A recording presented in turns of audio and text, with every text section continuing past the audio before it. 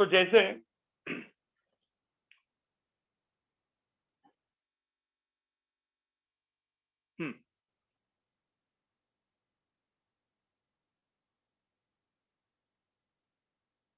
तो जैसे सब लोग यहाँ पे देख लो।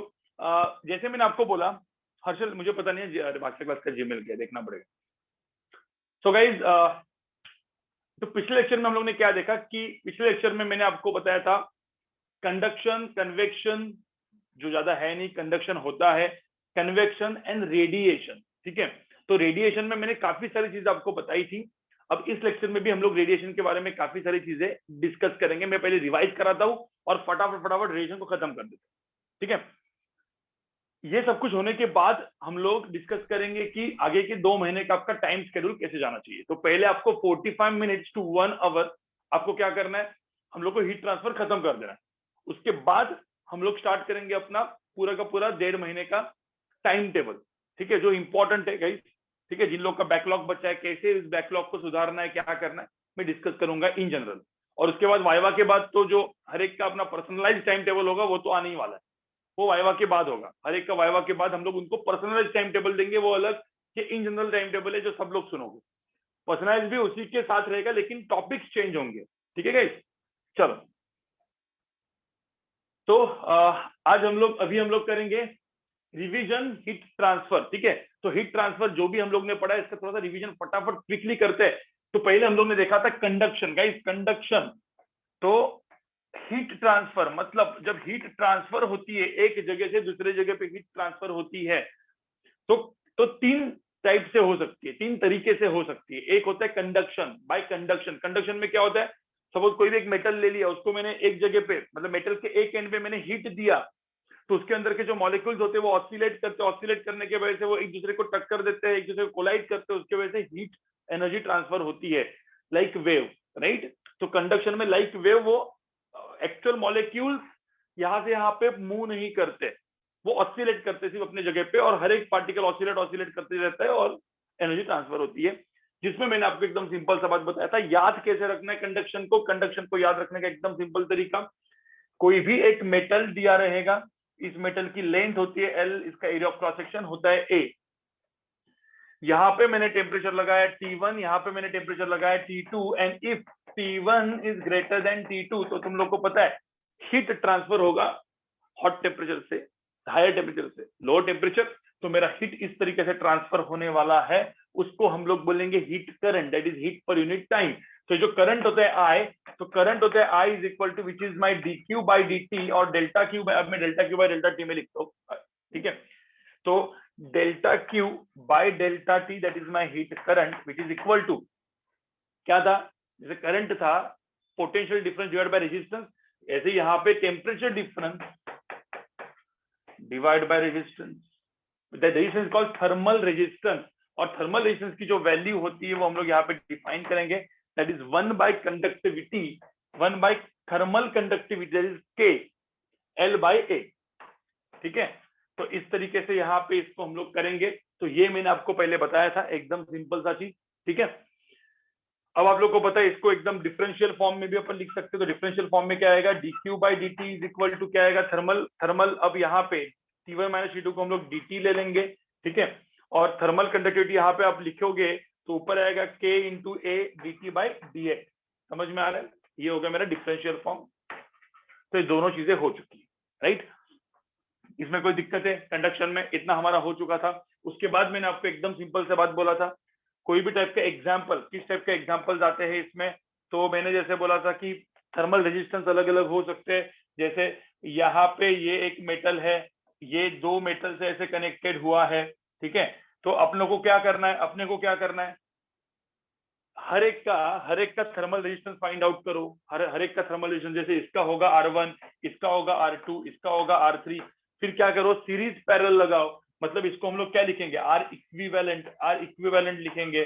खत्म बात, R इक्विवेलेंट करके लिखेंगे यहाँ पे। और सपोज ये मेरा T1 हो गया, मेरा T2 हो गया, सिंपल तुम्हारा आंसर क्या हो जाएगा, तो तुम्हारा जो करंट हो जाएगा, मेरा जो थर्मल करंट हो जाएगा, that is my dq by dt, तो मेरी I की वैल्यू हो जाएगी T1 minus T2 divide by R equivalent. इस तरीके से इस क्वेश्चन को सॉल्व करते हैं। किसी ने बोला ये मिडिल टेम्परेचर T जो फाइंड आउट करना होता है, यहाँ पे जंक्शन पे टेम्परेचर T मुझे फाइंड आउट करना है, बिल्कुल वो भी निकाल सकते हैं हम लोग, ठीक है। तो ये टाइप के सम्स आते हैं बेसिकली कहाँ पे, कंडक्शन में, राइट। कंडक्शन के बाद जो अच्छे लेवल के क्वेश्चन आते हैं उसमें इंटीग्रेशन डेरिवेटिव यूज होता है, ठीक है, जो अच्छे लेवल के होते हैं। अभी मैं जेई मैंने नीट लेवल का यहाँ पे आपको बता दिया, राइट।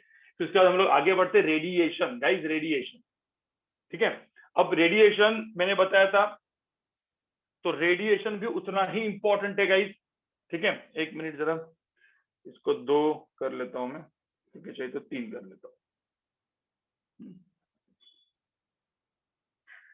गाइस रेडिएशन, अब रेडिएशन क्या होता है, देखो यहाँ पे रेडिएशन में मैंने आपको जैसे जैसे बोला था, रेडिएशन में एक्चुअल में टोटल 4 नहीं 5 साइंटिस्ट थे। मैंने पिछले बार 4 बोला था, 5 को मैंने बोला था न्यूटन बाद में आएगा, न्यूटन सब जगह पे है, ठीक है, उसको छुपाया था मैंने। अभी एक्चुअल में रेडिएशन में 4 साइंटिस्ट होते हैं, ठीक है। पहला था प्रीवोस्ट, उसने अपना एक लॉ बनाया, उसने अपना लॉ क्या बनाया, तो प्रीवोस्ट ने क्या बोला कि कोई भी एक बॉडी होगी, कोई भी बॉडी होगी, ठीक है, ये बॉडी, इस बॉडी का टेम्परेचर सपोज 0 केल्विन से ज्यादा होगा, तो अपने में से क्या निकालेगी, अपने में से थर्मल रेडिएशन निकालेगी। इसको हम लोग बोलते हैं थर्मल रेडिएशन। अब रेडिएशन का मतलब होता है इलेक्ट्रोमैग्नेटिक वेव्स, अपने में से वो इलेक्ट्रोमैग्नेटिक वेव्स निकालती है, मतलब एनर्जी निकालती है, राइट।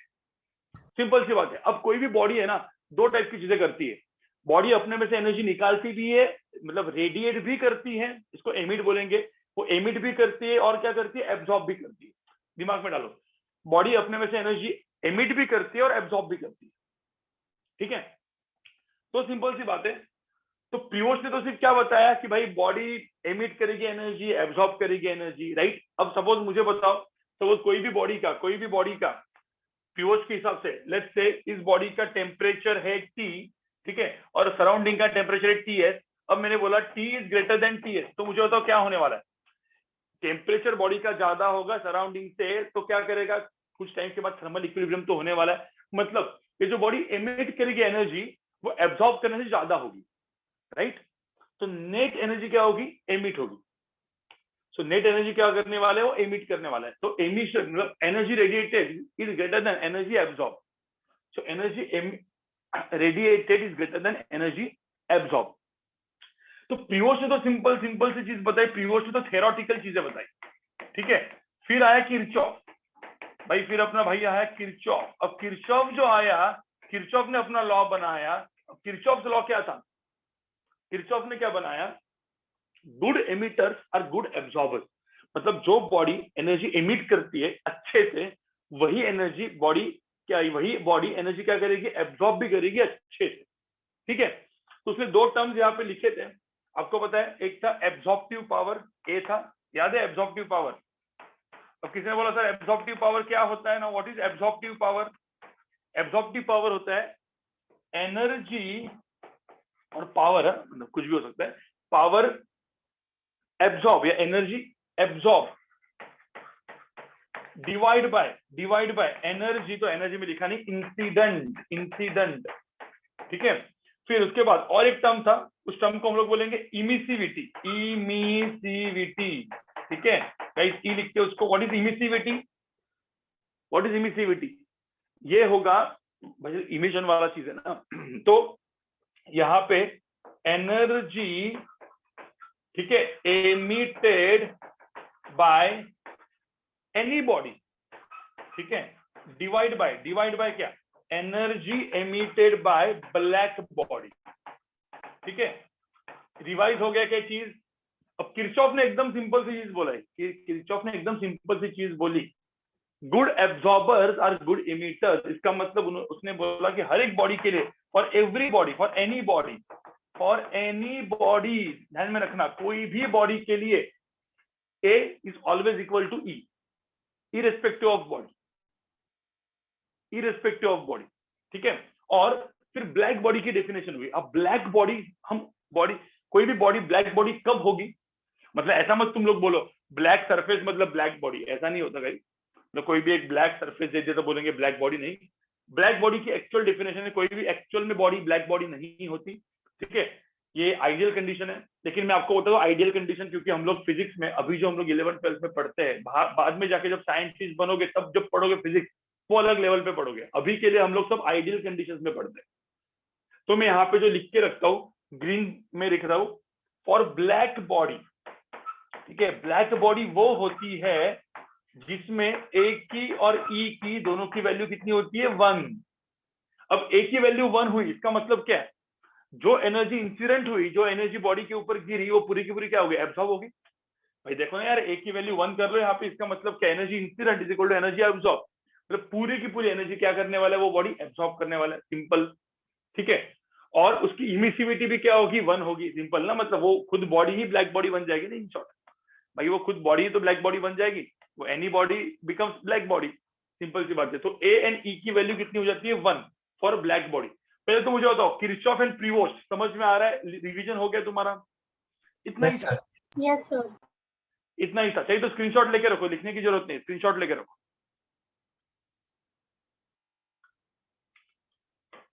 सर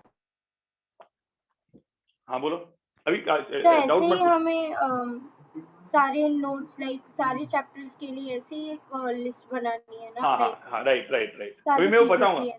हाँ वो बताऊंगा ना मैं, वो अभी एक आधा पौन घंटे में जो बताने वाला हूँ तुमको कि क्या करना है 1.5 महीना आगे का। ठीक है, ओके सर। उसमें बताऊंगा मैं। तो पहले तो मुझे होता है इतना समझ में आया। अब उसके बाद तीसरा साइंटिस्ट आया अपना, देखो अपना तीसरा साइंटिस्ट आया, उसका नाम था क्या, स्टीफन बोल्ट्जमैन, स्टीफन बोल्ट्जमैन। तो स्टीफन बोल्ट्जमैन आया, ठीक है, स्टीफन एंड बोल्ट्जमैन दोनों अलग अलग है, लेकिन दोनों ने मिलके किया है सब। ठीक है, तो स्टीफन बोल्ट्जमैन ने अपना इन दोनों ने मिलके अपना लॉ बनाया। देखो प्रीवोस्ट ने, किरचॉफ ने कुछ कुछ चीजें बताई थी, उस स्टीफन बोल्ट्जमैन ने क्या किया, हर एक चीज को कनेक्ट किया और उसने इक्वेशन लिखा। उसने इक्वेशन क्या लिखा, सब लोग ध्यान से सुनो, 2 केसेस बता रहा हूं मैं यहाँ पे। ये एक बॉडी, 2 बॉडीज में यहाँ पे ड्रॉ कर रहा हूँ, देखो यहाँ पे ये बॉडी है, इस बॉडी का टेम्परेचर है लेट्स से टी, और सराउंडिंग का टेम्परेचर है टीएस, और मैंने बोला T is greater than TS. तो पहला केस क्या है, पहला केस है temperature of the body is greater than temperature of the surrounding. और देखो कोई भी बॉडी होगी, कोई भी बॉडी होगी, उसका क्या होगा, सरफेस एरिया होगा। भाई कोई भी बॉडी ले लो, उसका क्या होगा, सरफेस एरिया होगा ना। तो लेट्स से इसका सरफेस एरिया ए। अब क्या हुआ, देखो प्रीवोस्ट ने क्या बताया था, प्रीवोस्ट ने क्या बताया था कि भाई ये जो बॉडी है ना, ये जो बॉडी है, मैं यहाँ पे लिख रहा हूँ, ये बॉडी कुछ एनर्जी क्या करने वाली है, ये बॉडी कुछ पावर या एनर्जी एमिट करने वाली है। ठीक है, रेडिएट करने वाली है। तो ये जो था, मैं जो ब्लैक में लिख रहा हूँ, इसको हम लोग बोलेंगे पावर एमिटेड। ठीक है, तो मैं लिखता हूँ यहाँ पे कि कुछ एनर्जी एमिट करने वाले। ठीक है, तो मैं ऐसा लिख देता हूँ पावर पी, पी का मतलब है पावर। ठीक है, तो इसको लिखते हैं पावर एमिटेड। अब मुझे बताओ, जो पावर एमिटेड होगा, मतलब ये जो बॉडी है वो कुछ पावर, मतलब कुछ एनर्जी, एनर्जी मतलब पावर, एनर्जी अपॉन टाइम। ठीक है, तो कुछ पावर वो एमिट करने वाला है, कोई भी बॉडी, कोई भी बॉडी मैंने दे दी, वो एनर्जी एमिट करेगा। एट द सेम टाइम वो एनर्जी क्या करेगा, एब्जॉर्ब भी करेगा। एब्जॉर्ब कहां से करेगा, एब्जॉर्ब देखो, एब्जॉर्ब करेगा वो सराउंडिंग के वजह से, ये सराउंडिंग देखो। तो अब मुझे बताओ, कुछ एनर्जी उसने एब्जॉर्ब की और कुछ एनर्जी एमिट की। तो इसको मैं लिख देता हूं पावर, जो ब्लैक वाला है, जो रेड वाला है, वो पावर एब्जॉर्ब। ठीक है, अब एक सिंपल सी बात, power emitted and power absorb. तो मुझे बताओ नेट क्या होगा, नेट क्या होगा, इन दोनों का सब्ट्रैक्शन। अब यहाँ पे देखो, T temperature is greater than temperature of the body, greater than temperature of the surrounding. इसका मतलब पावर एमिटेड ज्यादा होगी, पावर एब्जॉर्ब कम होगी। एंड ये मैंने लिखा है फॉर एनी बॉडी। तो अब एक प्रीवोस्ट ने, सॉरी प्रीवोस्ट क्या बोला, स्टीफन ने क्या बोला, देखो स्टीफन ने मैथमेटिकली क्या बोला, स्टीफन ने मैथमेटिकली बोला, ठीक है, जो मैं यहाँ पे लिख के रखता हूँ ग्रीन में। ठीक है, देखो यहाँ पे स्टीफन ने क्या बोला था, एकदम पावर एमिट हो या पावर एब्जॉर्ब हो। ठीक है, तो पावर एमिटेड के लिए लिखता हूं मैं, पावर एमिट करेंगे तो power emitted by any body, emit कर रहा है ना, it is equal to emissivity, ये constant A T to the power 4। ठीक है, where T is what, temperature of the body, और power absorb by any body, power absorb by any body. तो absorptivity, अब मुझे बताओ ये ए लिखो या ई लिखो, क्योंकि ई एन ए तो सेम ही है, तो ई एन ए को सेम ही लिखना है। स्टीफन कांस्टेंट ए, और एब्जॉर्ब, मुझे तो जब बॉडी एब्जॉर्ब करती है तो कहां से करती है, सराउंडिंग से करती है ना। तो यहाँ पे जो टेम्परेचर आएगा वो सराउंडिंग टेम्परेचर आएगा। समझ में आ रहा है कि मैं ग्रीन में लिखा हूं, समझ में आया? This is power emitted which is E, and second वाला क्या है? Power absorb. तो पावर एब्जॉर्ब के यहाँ पे टीएस आया, ध्यान में रखना, ठीक है? ध्यान में रखना, पावर एब्जॉर्ब में यहाँ पे टीएस लेंगे एंड पावर एमिटेड में यहाँ पे क्या लेंगे? टी लेंगे। क्योंकि एमिट क्यों करता है बॉडी? क्योंकि खुद के टेम्परेचर के वजह से एमिट करता है। एब्जॉर्ब कहाँ से कर रहा है? सराउंडिंग से वो एब्जॉर्ब कर रहा है, समझा? तो मुझे बताओ नेट, अब मुझे, मैं यहाँ पे लिखता हूँ, यहाँ पे मुझे लिखता हूँ, ध्यान से देखो, नेट, ठीक है, नेट पावर यहाँ पे एब्जॉर्ब होगी। क्यों एब्जॉर्ब होगी? क्योंकि सिंपल सी बात है, टेम्परेचर बड़ा है ना, तो नेट पावर एमिटेड होगी, सॉरी। तो यहाँ पे नेट पावर एमिटेड क्या होगा, या रेडिएटेड क्या होगा? Power emitted minus power absorb. समझ में आ रहा है मैं क्या लिख रहा हूं यहाँ पे? Yes sir. अब पावर जो एमिटेड है उसकी वैल्यू कितनी आई स्टीफन के वजह से? उसकी वैल्यू कितनी आई? Emissivity, Stefan constant, area that is surface area, T to the power 4। और what is power absorb? A this area T to the power 4। अब मुझे बताओ, यहाँ पे तुम लोग को भाई पता ही है, यहाँ पे तुम लोग को सबको पता है A is equal to E, right? तो आप तुम देखोगे तो यहाँ पे डायरेक्टली तुम क्या लिख सकते हो, और A is equal to E करेंगे तो हम लोग A को E को सब सेम कर लो, ठीक है? तो मैं काम करता हूँ, E ही लिख देता हूँ, E this T to the power 4 minus TH to the power 4। कोई दिक्कत है? यहाँ पे TS, यहाँ पे TS है। मुझे बताओ, ये समझ में power emitted, net power emitted यहाँ पे? Yes sir. मुझे बताओ इस केस में, अब उल्टा सेकंड केस जो केस 2 है, ये आपको लिखना है बाद में। अब केस 2 में यही वही सरफेस एरिया वाली बॉडी लिखी है, यहाँ पे बोला है, लेकिन सेकंड केस उल्टा है। यहाँ पे क्या है? ये टेम्परेचर ऑफ द बॉडी है, टेम्परेचर ऑफ द सराउंडिंग है। Now if the temperature of the surrounding is greater than temperature of the body, तो क्या होगा? क्या होगा इसमें? ये जो एब्जॉर्ब, यहाँ से जो एनर्जी जो मिलेगी, एनर्जी एब्जॉर्ब, ये जो एनर्जी एब्जॉर्ब करेगा body, that will be greater than energy emitted, right? क्योंकि भाई सराउंडिंग का टेम्परेचर ज्यादा है, राइट? सराउंडिंग का टेम्परेचर ज्यादा है, सराउंडिंग का टेम्परेचर ज्यादा है तो सराउंडिंग से ज्यादा एनर्जी आएगी, निकलने वाली एनर्जी कम होगी, एमिट वाली, तो एब्जॉर्ब ज्यादा करेगी। तो नेट एनर्जी क्या होगी यहाँ पे, बताओ मुझे? सेकंड केस में net energy will be absorb, net energy absorb हो जाएगी यहाँ पे, समझ में? देखो, तो ये यहाँ पे एनर्जी एमिटेड या पावर एमिटेड लिख सकते हैं। तो यहाँ पे ध्यान में रखना, जैसे नेट पावर एमिटेड था यहाँ पे वर्ड हो जाएगा नेट पावर क्या हो जाएगी? एब्जॉर्ब, समझे? और नेट पावर एब्जॉर्ब क्या होगा? Power absorb minus power emitted. और पावर एब्जॉर्ब की वैल्यू कितनी थी? देखो, जो एब्जॉर्ब करता है वो कहां से करता है? सराउंडिंग से करता है, तो that depends upon temperature of the surrounding. तो यहाँ पे डायरेक्टली लिख दोगे A sigma A TH to the power 4 minus what is power emitted? E sigma A T to the power 4, समझा? सेम चीज। अब A इक्वल टू E है तो यहाँ पे E लिख देते हैं अपन, E sigma A TH to the power 4 minus T to the power 4। कोई दिक्कत है क्या यहाँ पे? मुझे बताओ, दोनों जगह पे, दोनों चीजों पे। Yes sir. तो ये था बेसिकली स्टीफन बोल्ट्जमैन लॉ जो मैंने पिछले लेक्चर में बताया था, राइट? एक काम करो, इसको लिखो, इसको चाहे तो वापस लिखो, कोई दिक्कत नहीं, लिखो इसको।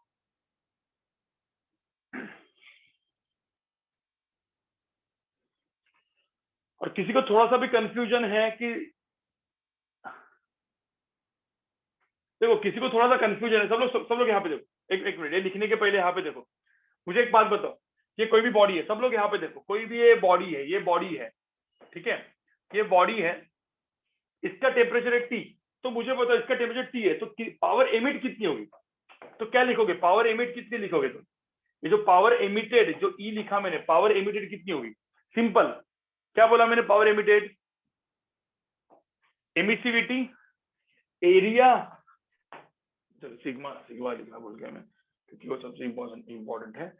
सिग्मा मतलब क्या? That is called Stefan constant. इसको हम लोग बोलते हैं स्टीफन बोल्ट्जमैन कांस्टेंट भी बोलते हैं। तो अपन में अभी स्टीफन बोल्ट्जमैन हमेशा नहीं लिखूंगा, स्टीफन कांस्टेंट, ठीक है?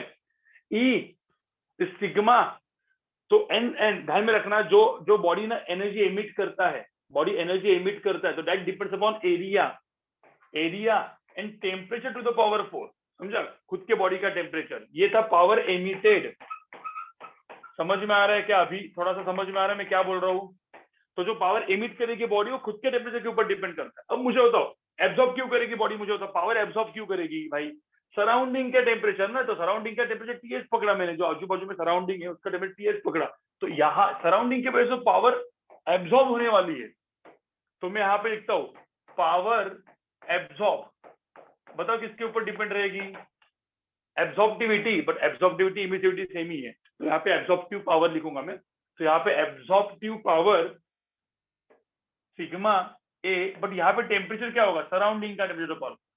अब सिंपल सी बात है, नेट, अब बॉडी जो है ना, हर बार बॉडी एनर्जी एब्जॉर्ब भी करेगा एमिट भी करेगा, लेकिन वो बॉडी नेट एनर्जी एमिट करे एब्जॉर्ब करे किसके ऊपर डिपेंड करता है? टेम्परेचर के ऊपर ना। समझ में आ रहा है? If the temperature of the body is greater then it will lose energy, it will emit energy. If the temperature of the surrounding is greater, then it will what? Absorb energy. समझ में आ रहा है? Net energy. अरे तुम मुझे एक बात बताओ, आपको पता है, इसीलिए कभी देखा होगा आपने, चाय कॉफी पीते हो ना तुम लोग, चाय कॉफी, तो चाय कॉफी में कभी कभी आपको कॉफी या चाय ना एकदम गर्म रखनी है, एकदम गर्मा गर्म रखनी है, जो मैं जनरली करता हूँ, मैं एकदम गर्म कॉफी पीता हूँ या एकदम गर्म चाय पीता हूँ, मुझे ठंडा बिल्कुल पसंद नहीं है। तो एकदम गर्म होगी ना, तो मैं क्या करता हूँ, कप जो है ना, कप बहुत ही छोटा लेता हूँ, छोटा कप, क्योंकि अब बड़ा कप लोगे, तो सरफेस एरिया बढ़ेगा, जितना ज्यादा सरफेस एरिया उतना जल्दी क्या करेगा वो, एनर्जी क्या करेगा, रेडिएट करेगा ना भाई। जितना ज्यादा सरफेस एरिया, देखो ना यहाँ पे सरफेस एरिया के ऊपर भी डिपेंड है, जितना ज्यादा सरफेस एरिया उतना ज्यादा रेडिएट करेगा एनर्जी, तो वो नहीं होना चाहिए, इसलिए छोटा कप लो और पियो, इसलिए मैं हमेशा छोटा कप लेता हूँ, ठीक है।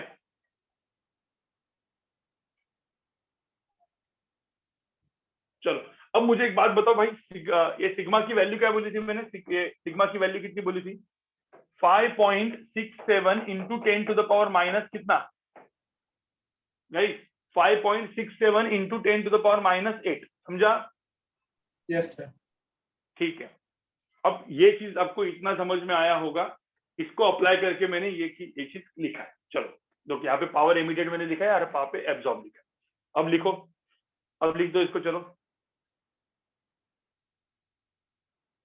अब लास्ट का, एकदम लास्ट का पार्ट बचा है।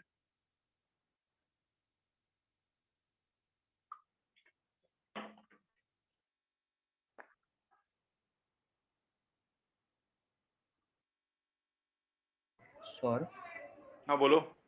सर मुझे एक डाउट है, जो फॉर्मूला है ना power emitted and power absorbed वाला, उसमें जो टेम्परेचर टू द पावर 4 है, तो मतलब can it be the reason कि जो हमारा कांस्टेंट है उसका जो यूनिट्स है और टोटल डायमेंशनली करेक्ट रहने के लिए we took the temperature of the surrounding? नहीं, हमेशा कांस्टेंट जो होता है ना, उसका यूनिट बाकी जगह से बनता है। कांस्टेंट के वजह से वो नहीं बनता, समझे? वो एक्सपेरिमेंटल है ना, एक्सपेरिमेंटल है प्लस थोड़ा थेरोटिकल है।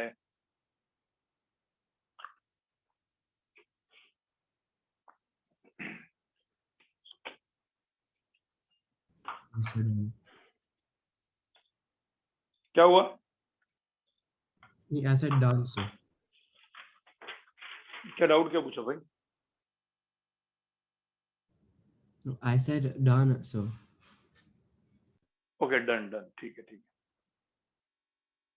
लेकिन तुमको समझ में आ रहा है क्या? ये इतना समझ में आ रहा है क्या? Yes, sir. गाइस तुमको पता है इसके ऊपर डायरेक्टली क्वेश्चन Yes, sir. पूछा जाता है। Yes sir. इसके ऊपर डायरेक्टली क्वेश्चन पूछते हैं, डायरेक्टली क्वेश्चन वैसा का वैसा आता है, पता है? डायरेक्टली क्वेश्चन आता है, डायरेक्ट मतलब, और कभी कभी तो डायरेक्ट फॉर्मूला ही पूछ लेते हैं यार, फॉर्मूला ही पूछ लेते हैं। सोचो मेंस में, जेई मेंस में, नीट में, दोनों जगह पे। मैं क्वेश्चन बताता हूँ आपको, क्वेश्चन किया नहीं था ना इसके ऊपर। सर आज आया था डैट में ऐसा ही लाइक फॉर्मूला पे। यहाँ पे देखो एक क्वेश्चन पूछते हैं,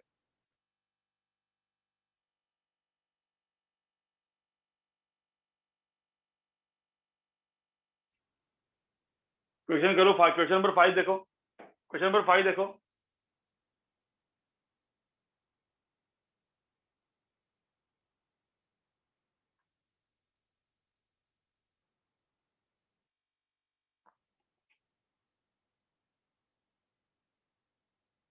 क्वेश्चन नंबर 5 सिर्फ पढ़ो, फिर मैं आपको बताऊंगा कैसे करना है इसको।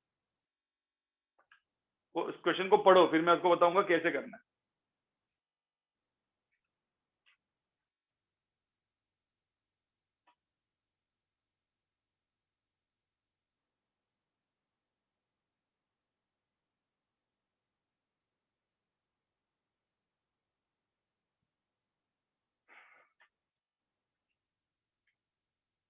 क्वेश्चन पढ़ा आप सब लोग ने?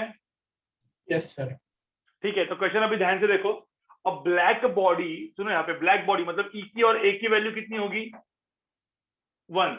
It is a surface area of 1 centimetre square. तो एरिया की वैल्यू होगी 1 सेंटीमीटर स्क्वायर। इसका मतलब क्या?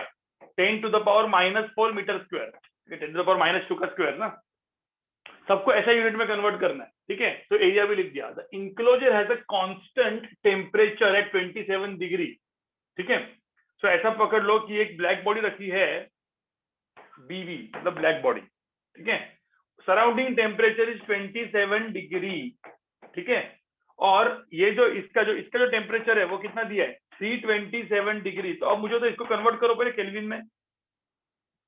इसको केल्विन में कन्वर्ट करते कि केल्विन में चाहिए अपने को। तो 27 डिग्री मतलब कितना केल्विन? 300 केल्विन। बिल्कुल, ये 300 केल्विन हो गया। 327 डिग्री मतलब कितना केल्विन? 600. 600 केल्विन हो गया। ठीक है, हाँ, अब एक ब्लैक बॉडी है जिसका टेम्परेचर 600 केल्विन है और सराउंडिंग का टेम्परेचर 300 केल्विन है। ठीक है, तो अब मुझे बताओ कौन ब्लैक बॉडी क्या करेगी? ब्लैक बॉडी क्या करेगी guys? Emit. Energy emit radiate करेगी। हाँ, तो नेट एनर्जी तो रेडिएटेड होने वाली। ठीक है, तो मैं यहाँ पे लिखता हूँ, ये जो मैं लिख रहा हूँ ना, ये नेट एनर्जी है, नेट। अब मुझे होता है नेट एनर्जी, ये नेट पावर लिखता हूँ मैं, रेडिएटेड और एमिटेड। ठीक है, जो भी है, तो नेट पावर रेडिएट होने वाली है। तो मुझे बताओ फिर ब्लैक बॉडी का टेम्परेचर क्या होना चाहिए? क्या होना चाहिए? Decrease. डिक्रीज होगा। लेकिन उसमें क्या लिखा है? What electric power is needed to maintain the temperature. मतलब जो पावर वो नेट रेडिएट करेगा उतना ही ब्लैक बॉडी को मैं बाहर से सप्लाई दूं तो क्या होगा? तो कुछ लूज ही नहीं करेगा, टेम्परेचर मेंटेन रहेगा। मतलब लॉजिकली टेम्परेचर मेंटेन रहेगा। समझ में आ रहा है क्या? तो इन शॉर्ट इस क्वेश्चन का मतलब क्या है? नेट पावर रेडिएटेड ही पूछा है ना तुमको। Yes, अब sir. नेट पावर रेडिएटेड क्या होता है? अब ई की वैल्यू 1 है, लेकिन तभी मैं फॉर्मूला लिख देता हूँ, ई सिग्मा ए क्या था? T to the power 4 minus T to the power 4। समझ में आ रहा है क्या? बताओ मुझे ये चीज। Yes, sir. भाई नेट पावर क्या होगा? T टू द पावर 4 मतलब ये ज्यादा तो एमिट करने वाला, राइट? अब E की वैल्यू यहाँ पे कितनी है गाइस? E की वैल्यू कितनी है यहाँ पे? 1। E की वैल्यू 1 है। सिग्मा की value 6 into 10 to the power -8 है। A कितना है? 10 to the power -4 metre cube. और T टू द पावर 4, अब ये देखो ये क्या है? 600 to the power 4 -300 to the power 4। ये मेरा आंसर है। तो सॉल्व करोगे तो समझे? Yes, sir. Sir.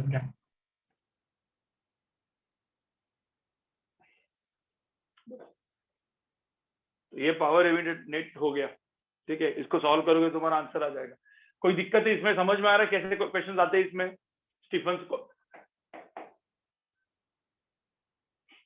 इसको लिख दो, इस क्वेश्चन को लिख दो, इस क्वेश्चन को लिख दो।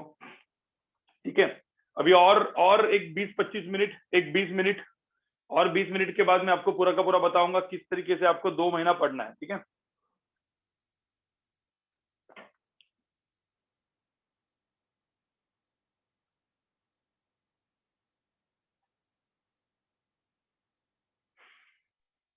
सर आपने वीडियो नहीं अपलोड किए?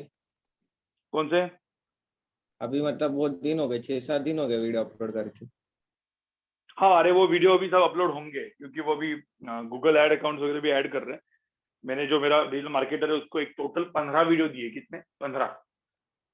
अब उसको मैंने बोला कि अभी जब तू वीडियो अपलोड करेगा तो रोज मतलब सर आपके वीडियोस में भी ऐड आएंगे?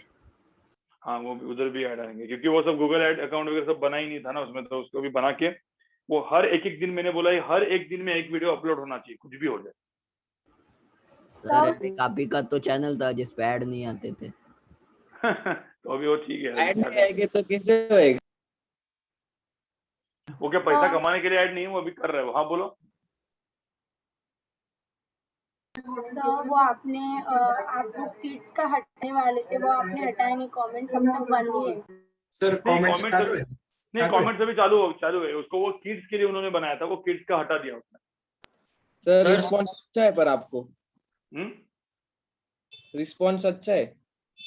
हाँ रिस्पॉन्स अच्छा आएगा, अभी तक उसमें हैशटैग्स डाले ही नहीं थे ना। एक्चुअली मेरे सारे वीडियोस में कैविटी का वीडियो इलेक्ट्रोस्टैटिक्स में, तो इलेक्ट्रोस्टैटिक्स में कैविटी का वीडियो मेरा पहला, कैविटी मतलब इलेक्ट्रोस्टैटिक्स में जेई एडवांस का कंसेप्ट है वो कैविटी, वो बहुत कम लोगों ने बनाया हुआ है। तो उसका मेरा कभी भी आप तुम कैविटी करके सर्च मारोगे तो मेरा पहला आता है, लेकिन कुछ भी हैशटैग्स नहीं है, तो हैशटैग्स नहीं है इसलिए वो सर्च नहीं होते।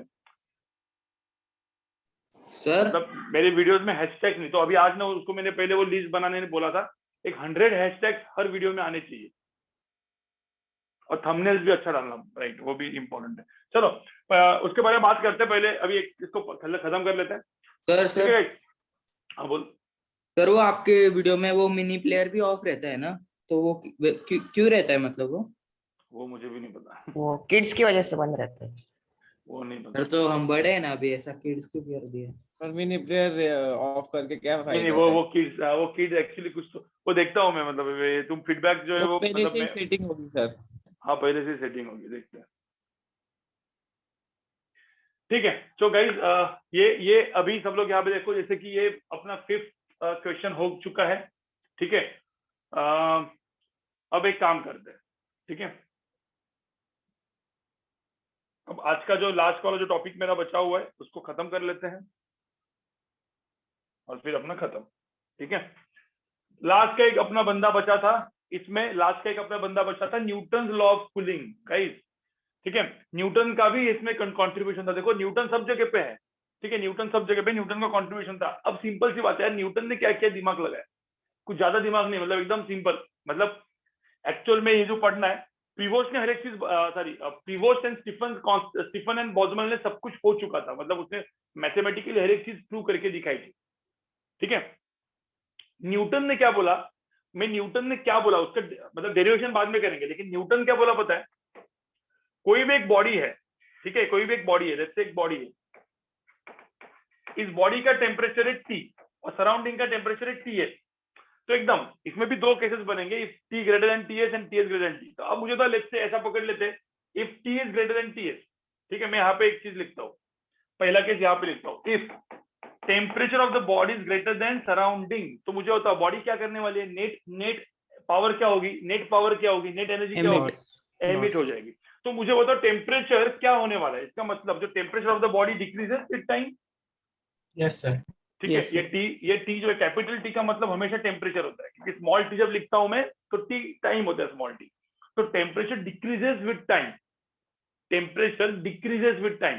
ठीक है, तो उसका डिफरेंशियल फॉर्म लिखता हूं, तो उसने क्या बोला, जो temperature that decreases with time ना, ठीक है, that is proportional to T minus TS, that is proportional to क्या, इन दोनों टेम्परेचर का, बॉडी के सराउंडिंग के टेम्परेचर का डिफरेंस। मतलब क्या बोला उसने, इसका मतलब आप समझ रहे हो क्या क्या है यहाँ पे, इसका मतलब समझ रहे हो। ठीक है, मतलब एक बॉडी लिया, एक सिंपल सा मैं तुमको एग्जांपल देता हूँ।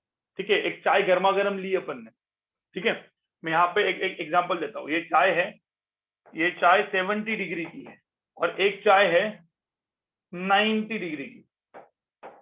ठीक है, सराउंडिंग में रखिए, सराउंडिंग का टेम्परेचर 25 डिग्री सपोज, मुझे बताओ कौन सी चाय पहले ठंडी होगी, फास्ट की कोशिश, किसका रेट ठंडी होने का ज्यादा होगा, 70 डिग्री।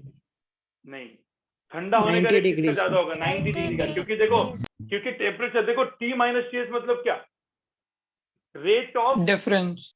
हाँ डिफरेंस के ऊपर, तो ये जो T है और ये TS है उसके ऊपर डिपेंड रह रहा है। तो 90 माइनस 20 25 या 30 ले लेते हैं यार, चलो 30 ले लेते हैं। ठीक है, सराउंडिंग टेम्परेचर 30 है, तो 90 माइनस 30 इसका डिफरेंस ज्यादा है, तो जितना डिफरेंस ज्यादा सराउंडिंग का, उतना जल्दी हीट क्या करेगा वो, उतना फास्ट वो हीट क्या करेगा, एमिट करेगा, समझ रेडिएट करेगा। समझ में आ रहेगा तुमको, एकदम सिंपल लॉजिक। Yes sir. तो 70 एंड 30 एंड 90 एंड 30 सबसे ज्यादा जल्दी रेडिएट कौन करेगा, 90 डिग्री। सिंपल 90 30। ठीक है, तो जल्दी रेडिएट करेगा, तो सिंपल सी बात है। तो इसका मतलब मैं यहाँ पे इरेज कर देता हूँ, ये इरेज करता हूँ, ये जस्ट एग्जांपल था मेरा। अब हम लोग क्या करेंगे गाइस, यहाँ पे देख लो, यहाँ पे हम लोग देखेंगे, यहाँ पे अब मुझे एक सिंपल सी बात बताओ, यहाँ पे मैग्नीट्यूड लिख रहा था, मैंने मैग्नीट्यूड लिखा था, ठीक है, ये मैग्नीट्यूड था। अब मुझे बताओ टेम्परेचर कम हो रहा है, टाइम बढ़ रहा है, टेम्परेचर कम हो रहा है, तो यहाँ पे मुझे क्या साइन डालनी पड़ेगी गाइस, माइनस साइन, और यहाँ पे कांस्टेंट आएगा। तो ये जो मैंने इक्वेशन लिखा है ना, ये जो मैंने इक्वेशन यहाँ पे लिखा है, ये मैंने जो इक्वेशन यहाँ पे लिखा है, वही न्यूटन लॉज ऑफ कूलिंग है, डिफरेंशियल फॉर्म में, ये मैंने डिफरेंशियल फॉर्म में लिखा, right. So rate of decrease of temperature, मैं क्या बोला, rate of decrease of temperature depends upon क्या, ये सब वेरिएबल है, इसमें इंटीग्रेशन करना पड़ेगा, लेकिन अपन इंटीग्रेशन करेंगे नहीं, दो तरीके होते हैं क्वेश्चन को सॉल्व करने के, बताऊंगा मैं आपको, ठीक है। मुझे बताओ अब यहाँ पे if second example, if Ts is greater then T, तो क्या होगा बताओ, टेम्परेचर क्या होगा, temperature will what, temperature of the body will what, increase. तो इसमें माइनस साइन डालने की जरूरत नहीं है ना, इसमें डायरेक्टली लिख दो dt बाई, इसमें माइनस साइन डालने की जरूरत नहीं है, k इंटू क्या आ जाएगा यहाँ पे, Ts माइनस T, समझे क्या गाइस? Yes sir. बस काम खत्म हो गया। तो ये था अपना न्यूटन लॉ ऑफ कूलिंग। लेकिन आपको पता है ये जो दोनों इक्वेशन जो आए वो कहाँ से आए, ठीक है। इक्वेशन पहले एक काम करो, न्यूटन लॉ ऑफ कूलिंग डालो, इक्वेशन लिखो, पहले दोनों इक्वेशन लिख दो, दोनों केसेस लिख दो, केस 1 एंड केस 2। मैं इसका डेरिवेशन करूंगा, अभी कुछ मत पूछो, सिर्फ डेरिवेशन करूंगा तो तुमको खुद समझ में आ जाएगा। डेरिवेशन करूंगा गाइस, तब सब समझ में आएगा। पहले इसको लिखो सर, इसमें के की क्या वैल्यू है? सब समझ में आएगा, पहले लिखो ना सिर्फ, इसके बाद डेरिवेशन होगा ना।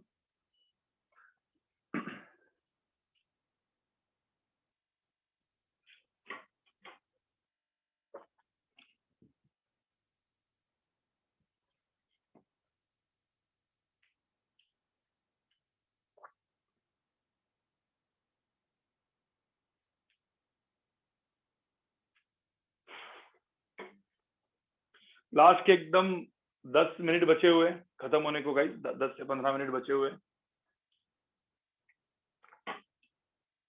ठीक है। अब सब लोग वो टाइम टेबल देखोगे, ठीक है, टाइम टेबल देखोगे सब लोग। नहीं, इनके सब जेवाईसी के कंसेप्ट, जेवाईसी के वीडियोस मैंने नहीं बनाए हीट के, लेकिन मैं यही वीडियो जो उस कैमरा में शूट किए हुए डाल दूंगा, ठीक है।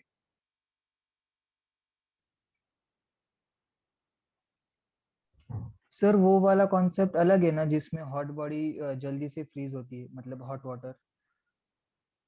अच्छा, हॉट वाटर कैसे फ्रीज करना है वो वाला? नहीं, वो कैलोरीमेट्रिक है, जो मैं एकदम पहले पूछा था तुमको, वो क्या? नहीं सर, वो नहीं, क्या वो मतलब एक एक्सपेरिमेंट है जिसमें नॉर्मल हाँ सर, मैंने भी देखा और पे हॉट वो बॉडी। गर्म पानी बर्फ में डालते हैं, राइट ब्रो? हाँ, थोड़ा अलग है। नहीं, अलग है, ठीक है। चलो ये पहले लिखो, ये हो गया तुम्हारा लिख के? Yes sir.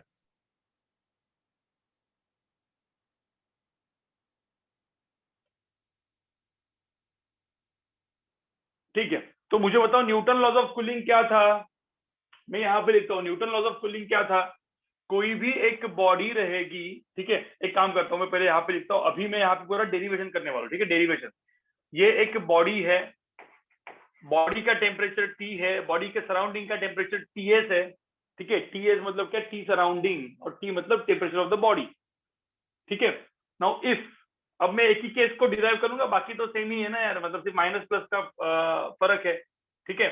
अब यहाँ पे जैसे हम लोग ने देखा था, if T is greater then Ts, temperature of the body is greater then surrounding, तो द बॉडी का टेम्परेचर, ठीक है, the temperature of the body, ठीक है, temperature of the body T decreases, right, T decreases, temperature of the body decreases.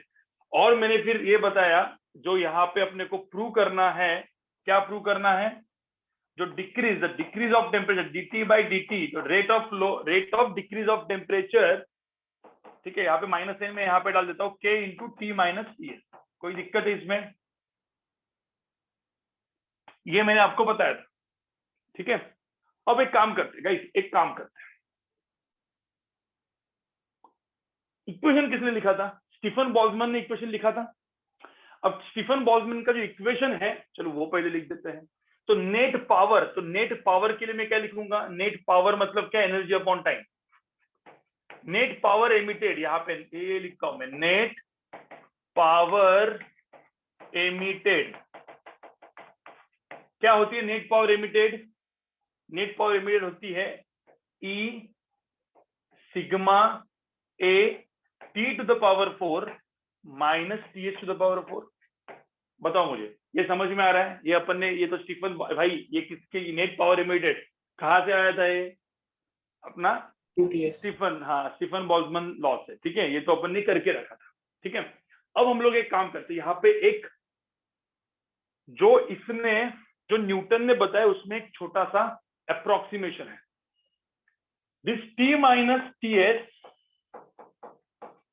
Very small, मतलब T minus TS का जो अंदर का जो डिफरेंस है सराउंडिंग एंड बॉडी के टेम्परेचर का, जो सराउंडिंग का डिफरेंस है, it is very small. Otherwise actual equation मेरा क्या है? यहाँ पे देखो ना, T टू द पावर 1 है ना, यहाँ पे देखो ना, यहाँ पे डायरेक्ट टेम्परेचर डिफरेंस आ रहा है। न्यूटन ने जो बोला है वो टेम्परेचर डिफरेंस आ रहा है, लेकिन एक्चुअल में टेम्परेचर पावर क्या होना चाहिए? डिग्री क्या होनी चाहिए? टू द पावर क्या होनी चाहिए? 4 होनी चाहिए। तो उसमें न्यूटन ने ना एक अपना क्या किया, एजम्पशन किया, क्योंकि एजम्पशन के ऊपर तो बहुत सारी चीज चलती है। उसने एजम्पशन क्या किया? T minus TS, temperature of that body and the surrounding is very small, ठीक है। तो अब मैं काम करता हूँ, दोनों के अंदर का डिफरेंस लेता हूँ डेल्टा T, ठीक है। तो T माइनस TS को मैंने लिखा डेल्टा T। तो मुझे तो टेम्परेचर ऑफ द बॉडी क्या हो जाएगा? TS plus delta T। समझ में आ रहा है क्या? Nice. Yes sir. TS plus delta T हो जाएगा, ठीक है। अब एक काम करते हैं, यहाँ पे चलो अपन यहाँ पे लिख देते हैं अपना ये E सिग्मा A। अब यहाँ पे अपन लिखेंगे TS प्लस डेल्टा T। मुझे तो but delta T is very small ना, एक चीज ध्यान में रखना, ठीक है। Minus TH to the power 4। अब देखो ये डेरिवेशन है गाइस, कुछ याद रखने की जरूरत नहीं इस डेरिवेशन को। अब TH to the power 4 common निकालो सब जगह से, E सिग्मा A, ठीक है। यहाँ पे TS कॉमन निकाल दिया तो TH to the power 4 common आएगा, 1 plus delta T upon TS to the power 4 minus TH to the power 4। कोई पंगा इसमें? अब तक क्या किया मैंने? कुछ नहीं यार, इस ये वाले इक्वेशन से, इस वाले इक्वेशन से TS को कॉमन निकाला, तो इधर से TS को कॉमन निकालो, डेल्टा T बाई TS है टू द पावर 4 है, बस, बाकी कुछ नहीं किया मैंने, ठीक है। अब TS टू द पावर 4 सब जगह से कॉमन निकालो, और मैं एक यहाँ पे अप्रोक्सीमेशन यूज करूंगा, अपना फेवरेट अप्रोक्सीमेशन, जो मैंने हमेशा बोला था फेवरेट अप्रोक्सीमेशन है अपना। वो क्या? वो approximation favourite 1 plus x to the power, बिल्कुल, n is equal, binomial, yes, 1 plus nx when x is very very great less than 1। अब तुमको पता है ना डेल्टा T तो बहुत ही छोटा है ना गाइस, डेल्टा T बहुत ही छोटा है कि नहीं है? Yes sir. ठीक है, delta T is very small, this is very small with respect to क्या? With respect to surrounding temperature, with respect to TS, तो सराउंडिंग का टेम्परेचर है उससे तो बहुत छोटा होना चाहिए टेम्परेचर डिफरेंस, समझे? तो अब मुझे बताओ TS, ये डेल्टा T एंड TS, ठीक है। तो मैं यहाँ पे लिख दूंगा delta T is very very less than TS। समझ में आया? यस सर, समझा। तो ये होगा, तो मुझे बताओ इसमें डायरेक्टली क्या आएगा? ठीक है, मैं यहाँ पे लिख देता हूँ E सिग्मा A, ठीक है। ये तो मैं ऐसे ही बॉक्स बना के रख देता हूँ क्योंकि ये एक अप्रोक्सीमेशन था, ठीक है। तो अब यहाँ पे आप देखोगे तो यहाँ पे आएगा क्या? TH to the power 4 into, ठीक है, इंटू क्या आएगा? 1 मतलब इंटू 1 प्लस NX, तो 1 plus 4 delta T by TH। कोई पंगा? Minus TH to the power 4, पूरा का पूरा एक ब्रैकेट में आएगा। अब देखो ना यहाँ पे TH टू द पावर 4 को मल्टीप्लाई करो, TH to the power 4, TH to the power 4 क्या हो जाएगा? कैंसिल हो जाएगा गाइस? Yes sir. तो कैंसिल हो जाएगा, तो यहाँ पे क्या आएगा? E दिस A कैंसिल हो गया, ठीक है। तो यहाँ पे TH टू द पावर क्या बचा? 3 बचा, इंटू क्या बचा? 4 भी बचा ना, यहाँ पे 4 भी तो है, तो इंटू 4 बचा, और यहाँ पे इंटू क्या बचा? डेल्टा T बचा। अब इतना समझ में आ रहा है मैं क्या लिखा हूँ यहाँ पे? डायरेक्टली इसको देखो ना, TH क्यूब बचा यहाँ पे इंटू 4 डेल्टा T बचा, ठीक है। अब ये आया dq बाई dt। अब यहाँ पे आप डायरेक्टली देख सकते हो ना, dq बाई डायरेक्ट, अब मुझे सराउंडिंग का टेम्परेचर तो कांस्टेंट मान लिया अपन ने, तो ये पूरा का पूरा चीज क्या दिख रहा है तुमको, कांस्टेंट दिख रहा है कि नहीं दिख रहा है? Yes sir. अब अपन जा रहे हैं ना, थोड़ा सा अपन उसके करीब करीब जा रहे हैं, रिजल्ट के करीब जा रहे हैं। देखो यहाँ पे अब मुझे आगे पेज पे लिखना पड़ेगा, यहाँ पे जगह नहीं बचा है, ठीक है। तो ये पहले इस पूरे के पूरे इसको मैं आगे लेके जाता हूँ, ठीक है।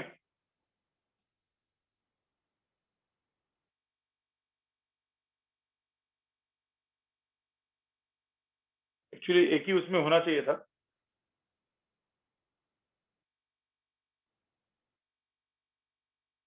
ठीक है, क्या क्या क्या था यहाँ पे, dq बाई dt की वैल्यू कितनी थी? सो मेरी dq बाई dt की जो वैल्यू आई यहाँ पे वो आई e sigma a ts to the power 3 into 4 delta T. इतना समझ में आ रहा है क्या? अब मुझे बताओ गाइस, ये तो डेरिवेशन है, तो जो हीट यहाँ से निकली है, डेरिवेशन कोई याद रखने की जरूरत नहीं है, डेरिवेशन याद रखने की जरूरत नहीं, आपको डायरेक्टली फॉर्मूला याद रखना है।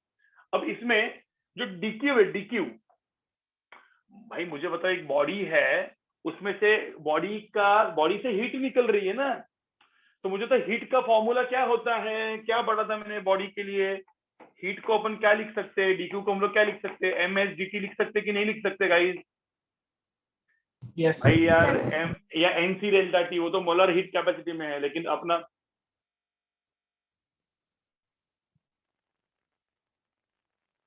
गाइस हम लोग क्या लिख सकते हैं, ms डेल्टा टी लिख सकते हैं, ms dt। Yes sir. अभी आवाज आ रहा है प्रॉपर? हाँ, तो ms dt लिख सकते हैं, तो बस सिंपल सी बात है। अब यहाँ पे इसका टेम्परेचर क्या हो रहा है, कम हो रहा है, कम हो रहा है। यहाँ पे मैग्नीट्यूड लिखता हूँ, तो इसका टेम्परेचर कम हो रहा है, तो यहाँ पे माइनस साइन डाल दो, minus ms dt by dt is equal to आएगा ई दिस, ठीक है, 4b यहाँ पे ही डाल दो, 4 th to the power 4 delta T. Delta T क्या था, व्हाट इज डेल्टा टी?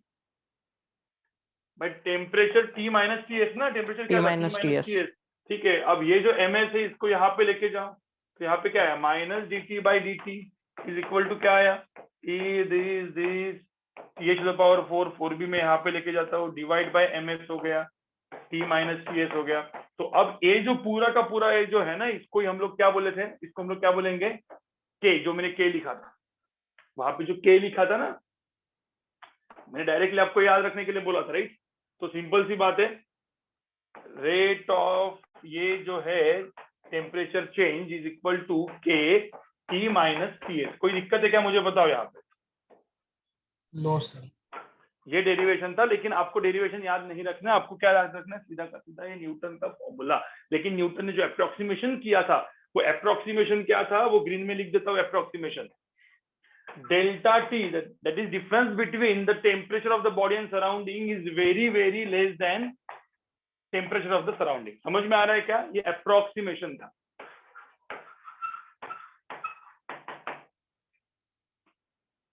ठीक है, यस सर।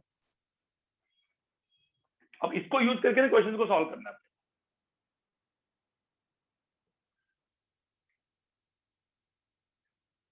श्योर।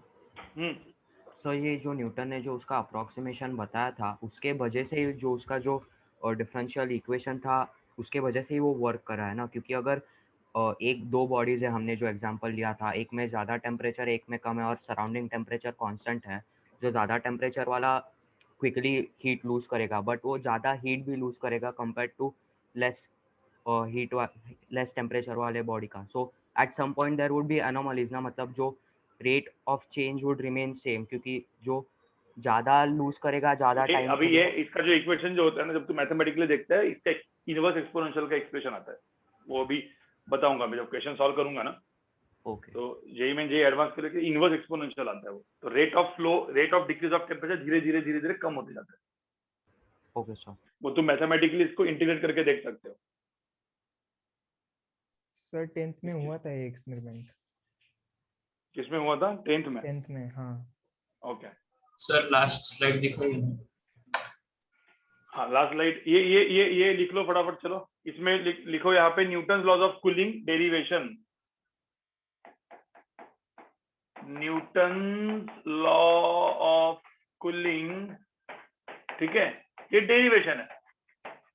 जैसे मैंने लेकिन बोला डेरिवेशन जो होता है अपने को डायरेक्टली रिजल्ट को यूज करके क्वेश्चंस को सॉल्व करना है। डेरिवेशन तुमको पता होना चाहिए कि कैसे आया, ठीक है, कैसे आया तुमको पता होना चाहिए बस।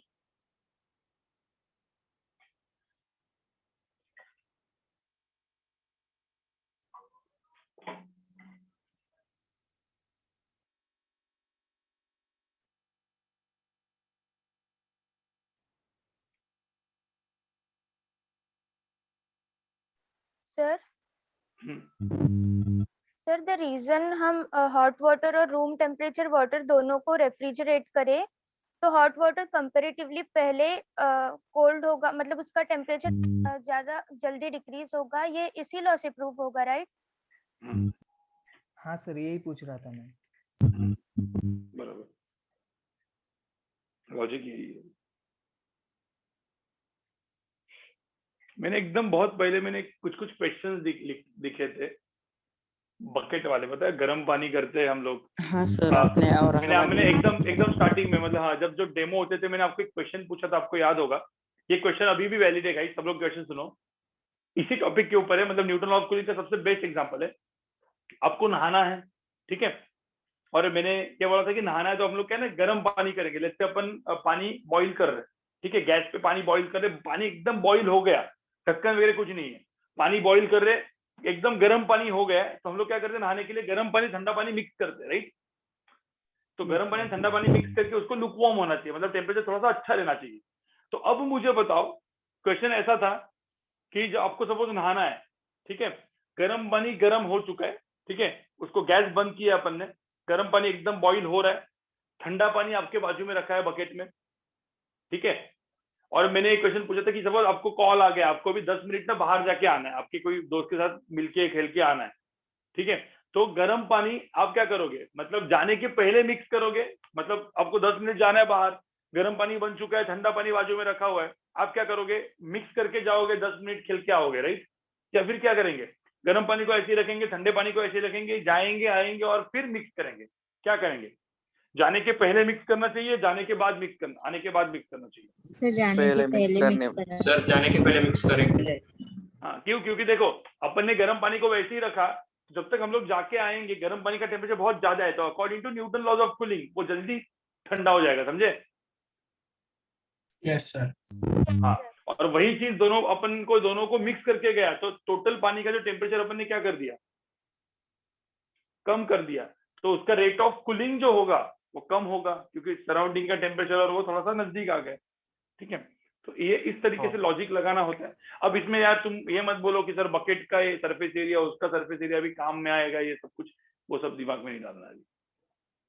हाँ बोलो सर, बट सर प्लीज अगर हम दोनों मतलब ये जो दो बकेट्स है वो वैसा ही रखा, तो जितना टेक्निकली जो हॉट वाटर बॉडी से जितना हीट जाएगा उतना ही उसका रेशो में कोल्ड वाटर बॉडी में भी आएगा ना, क्योंकि उसका तो रेशियो टेम्परेचर भी में बात surrounding से करिए, कम है। सब इनवर्स एक्सपोनेंशियल है ना, तो डायरेक्ट मैथ नहीं लगा सकता इसमें, ये एक्सपोनेंशियल आएगा ना, हाँ समझा। ठीक है, ये डायरेक्ट प्रोपोर्शनल थोड़ी है। हाँ, इस एक्सप्रेशन को देखेगा, it is not direct, it is not proportional, it is exponential, ठीक है guys? Equation is only applicable if difference is very small ना, अदरवाइज एप्लीकेबल नहीं होगा ना। तो otherwise to the power 4 minus k to the power 4 का expression होगा, जिसका तो इंटीग्रेशन ही नहीं कर सकते हम, मतलब डिफिकल्ट हो जाएगा, राइट? डिफरेंस तो है ना, लेकिन टू द पावर 4 वाला डिग्री वाला डिफरेंस हो जाएगा। हाँ, तो फिर ये न्यूटन लॉज ऑफ जो जनरल फॉर्मूला है वो नहीं लगेगा ना। हाँ, वो नहीं लगेगा, न्यूटन लॉज ऑफ कूलिंग नहीं लगेगा, स्टीफन बोल्ट्जमैन वाला थ्योरी लगेगा, ऊपर वाला। सही है सर, बट वो ऊपर वाला लगेगा कैसे? वो नॉन इंटीग्रेबल फॉर्म होगा ना, टाइम है और हमारा टेम्परेचर है, तो हमें कुछ तो सब्स्टिट्यूट करना पड़ेगा ना, मतलब नहीं तो है नहीं यहाँ पे, इधर एमएचडी तो डाल ही सकता है ना तू।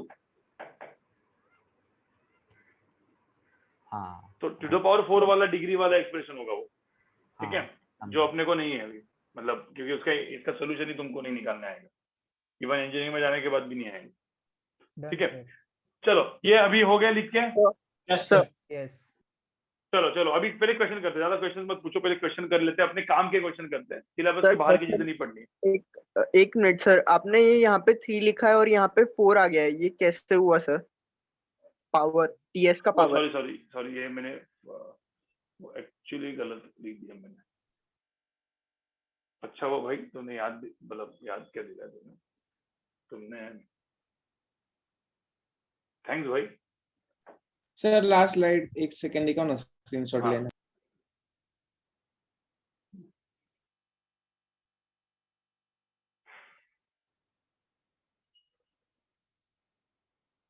Okay sir. ठीक है, यहाँ पे थोड़ा चेंज है, टीएच टू द पावर 3 है, टीएच टू द पावर 4 नहीं है। ठीक है, गलती से मैंने लिख दिया था वो चीज। ठीक है, चलो आगे बढ़े हम लोग, आगे बढ़े गाइस। So 1 minute.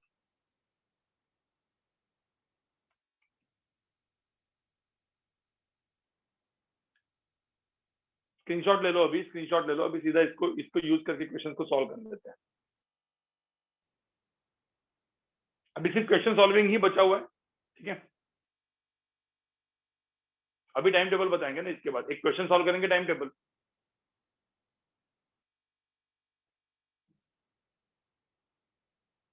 उसके पहले एक छोटा सा लॉ है, वो भी बता देंगे। ठीक है गाइस, स्क्रीनशॉट ले लो इसका, आगे बढ़ता हूं मैं। ठीक है, अब यहाँ पे एक और लॉ है, लास्ट का लॉ है वेन्स। वेन्स भी आया था इसमें, तो मतलब देखो ना कितने लोग आए, प्रीवोस्ट, किरचॉफ। ठीक है, प्रीवोस्ट आ गया पहला, फिर किरचॉफ आ गया, फिर कौन आया किरचॉफ के बाद, स्टीफन बोल्ट्जमैन आया, न्यूटन आया और लास्ट में विन्स आया। तो 5 लोग आए। बोल्ट्जमैन और स्टीफन को अलग अलग गिनेंगे तो 6, तो 6 साइंटिस्ट ने रेडिएशन के ऊपर काम किया हुआ है। ठीक है, यहाँ पे देखो विन्स डिस्प्लेसमेंट लॉ क्या है, एकदम सिंपल है। वो क्या बोलता है, lambda m into T is equal to B, where this b is equal to 0.288 centimetre kelvin. Simple, ये b की वैल्यू है and this is called Wien's displacement constant, Wien's constant. ठीक है, अब क्या होता है, what is Wien's displacement law? कोई बोल सकता है इसका मतलब क्या है? इसका मतलब जो वेवलेंथ है that is proportional to, inversely proportional to temperature. आपको जैसे मैंने एक चीज बोली थी, अभी मैं बताऊंगा ये क्या है, ये क्या है मैं बताऊंगा आपको, एकदम सिंपल। यहाँ पे सब लोग सुनो, सब लोग सुनो। ठीक है, सब लोग यहाँ पे सुनो, बहुत ही इंपॉर्टेंट है। मुझे बताओ, जब कोई भी बॉडी को, जैसे एक मेटल ले लिया अपन ने, एक मेटल ले लिया, इस मेटल को जब हीट देते, इसको एकदम गर्म करते, तो मुझे तो जब हीट देते तो हीट रेडिएट करने वाला है, मतलब उसको मैंने सपोज गर्म किया कहीं से। ठीक है, इसको एकदम उसका टेम्परेचर मस्त वाला बढ़ाया मैंने कहीं और से। ठीक है, तो अब मुझे बताओ जब मैं इसको एकदम टेम्परेचर बढ़ाऊंगा तो ये मेटल क्या करने वाला है, अपने में से क्या निकालने वाला है, इलेक्ट्रोमैग्नेटिक वेव्स। Yes sir. और जैसे मैंने बोला था इलेक्ट्रोमैग्नेटिक वेव्स में सारे वेवलेंथ होंगे भाई, सारे वेवलेंथ होंगे ना उसमें। Yes sir.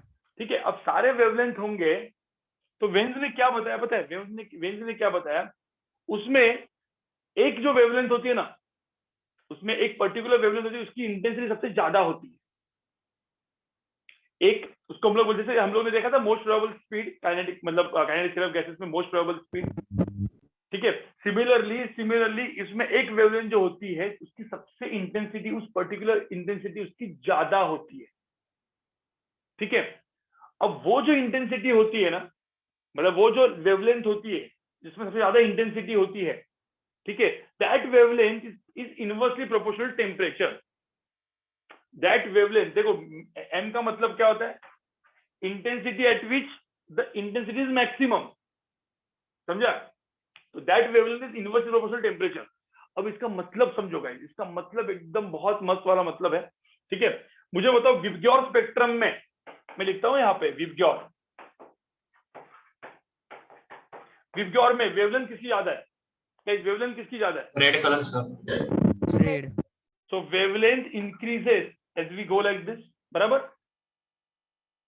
तो रेड की वेवलेंथ सबसे ज्यादा है। मतलब मुझे एक बात बताओ, जब हम लोग कुछ चीजें गर्म करते हैं, मतलब हीट देते हैं, तो जब वो जो मेटल या वो मटेरियल सपोज आपको रेड दिखेगा, तो रेड दिखेगा मतलब इसका मतलब क्या है, वो रेड दिखता है, इसका मतलब क्या है, उसमें रेड की वेवलेंथ सबसे ज्यादा है। Yes sir. समझ में? अब रेड की वेवलेंथ सबसे ज्यादा है, इसका मतलब उस बॉडी का टेम्परेचर सबसे क्या होगा, कम। कम, क्योंकि wavelength is inversely proportional temperature. तो एक्चुअली में पता है, जो चीज एकदम रेड दिखती है तो आपको लगता है वो बहुत ही हॉट है, लेकिन वो हॉट नहीं होता, वो सबसे कोल्ड होता है। समझ में आ रहा है? Yes sir. Yes sir. तो यहाँ पे आर सबसे, जो आर होता है ना, ठीक है, एक्चुअल में देखा तो ये सबसे क्या है, कोल्ड है, समझे? Yes sir. और मुझे तो सबसे हॉट क्या होगा, सबसे हॉट क्या होगा, Violet, आपको पता है एकदम, हाँ वायलेट वाला, वायलेट इंडिगो ब्लू, मतलब थोड़ा सा व्हाइटिश वाला फ्लेम जब जहाँ पे दिखेगा आपको, जहाँ पे व्हाइटिश वाला फ्लेम दिखेगा वहां पे पता है वेवलेंथ सबसे कम होगी, टेम्परेचर सबसे ज्यादा होगा। तो यहाँ पे ये सबसे क्या होगा, ये सबसे क्या होगा, हॉट।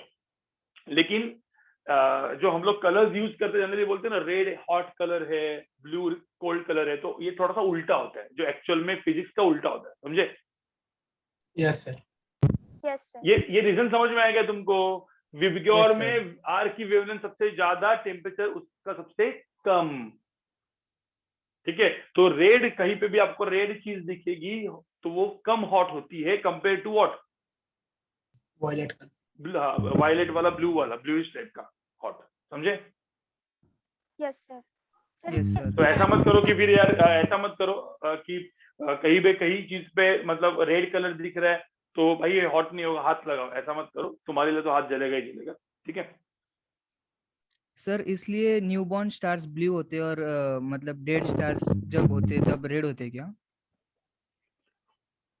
मेनी रीजन, बहुत सारे रीजन है, पर ऋतुजा तेरा आवाज जो है ना बिल्कुल आ नहीं रहा है और बहुत किन किन किन किन वो कर रहा है। So could be possible because it loses energy gradually, no? हाँ, That could be possible because it loses energy gradually, right? So, you know, temperature also. वो तुम अभी अपना थ्योरी लगाओ, मतलब सही बोल रहे हो तुम लोग, अपना थ्योरी लगाओ, ठीक है? अब यहाँ पे एक सिंपल सा वो दिया हुआ है, सिंपल सा यहाँ पे ग्राफ दिया है, ग्राफ के हिसाब से क्या है, देखो यहाँ पे ये वेवलेंथ है, ठीक है ना? देखो ना, टेम्परेचर जैसे बढ़ते गए वेवलेंथ कम होती गई ना, देखो ना यहाँ पे λ1 λ2, देखो वेवलेंथ कम होती गई, टेम्परेचर बढ़ रहा है, वेवलेंथ कम होती जा रही है, समझ में आ रहा है क्या गाइस? Yes sir. ठीक है, ठीक है। ये इंटेंसिटी है, इंटेंसिटी मतलब क्या, इस पर्टिकुलर वेवलेंथ सबसे ज्यादा है तो इंटेंसिटी है, ठीक है?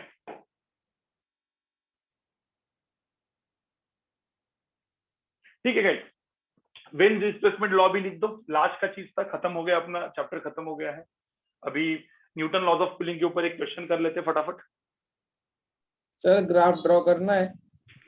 ऐसे ही बना दो, 1 2 3 ऐसे फट फट फट बना दो लैम्डा को, ठीक है? Lambda is proportional to T, inversely proportional to T, यही है चीज, तो यही था वो।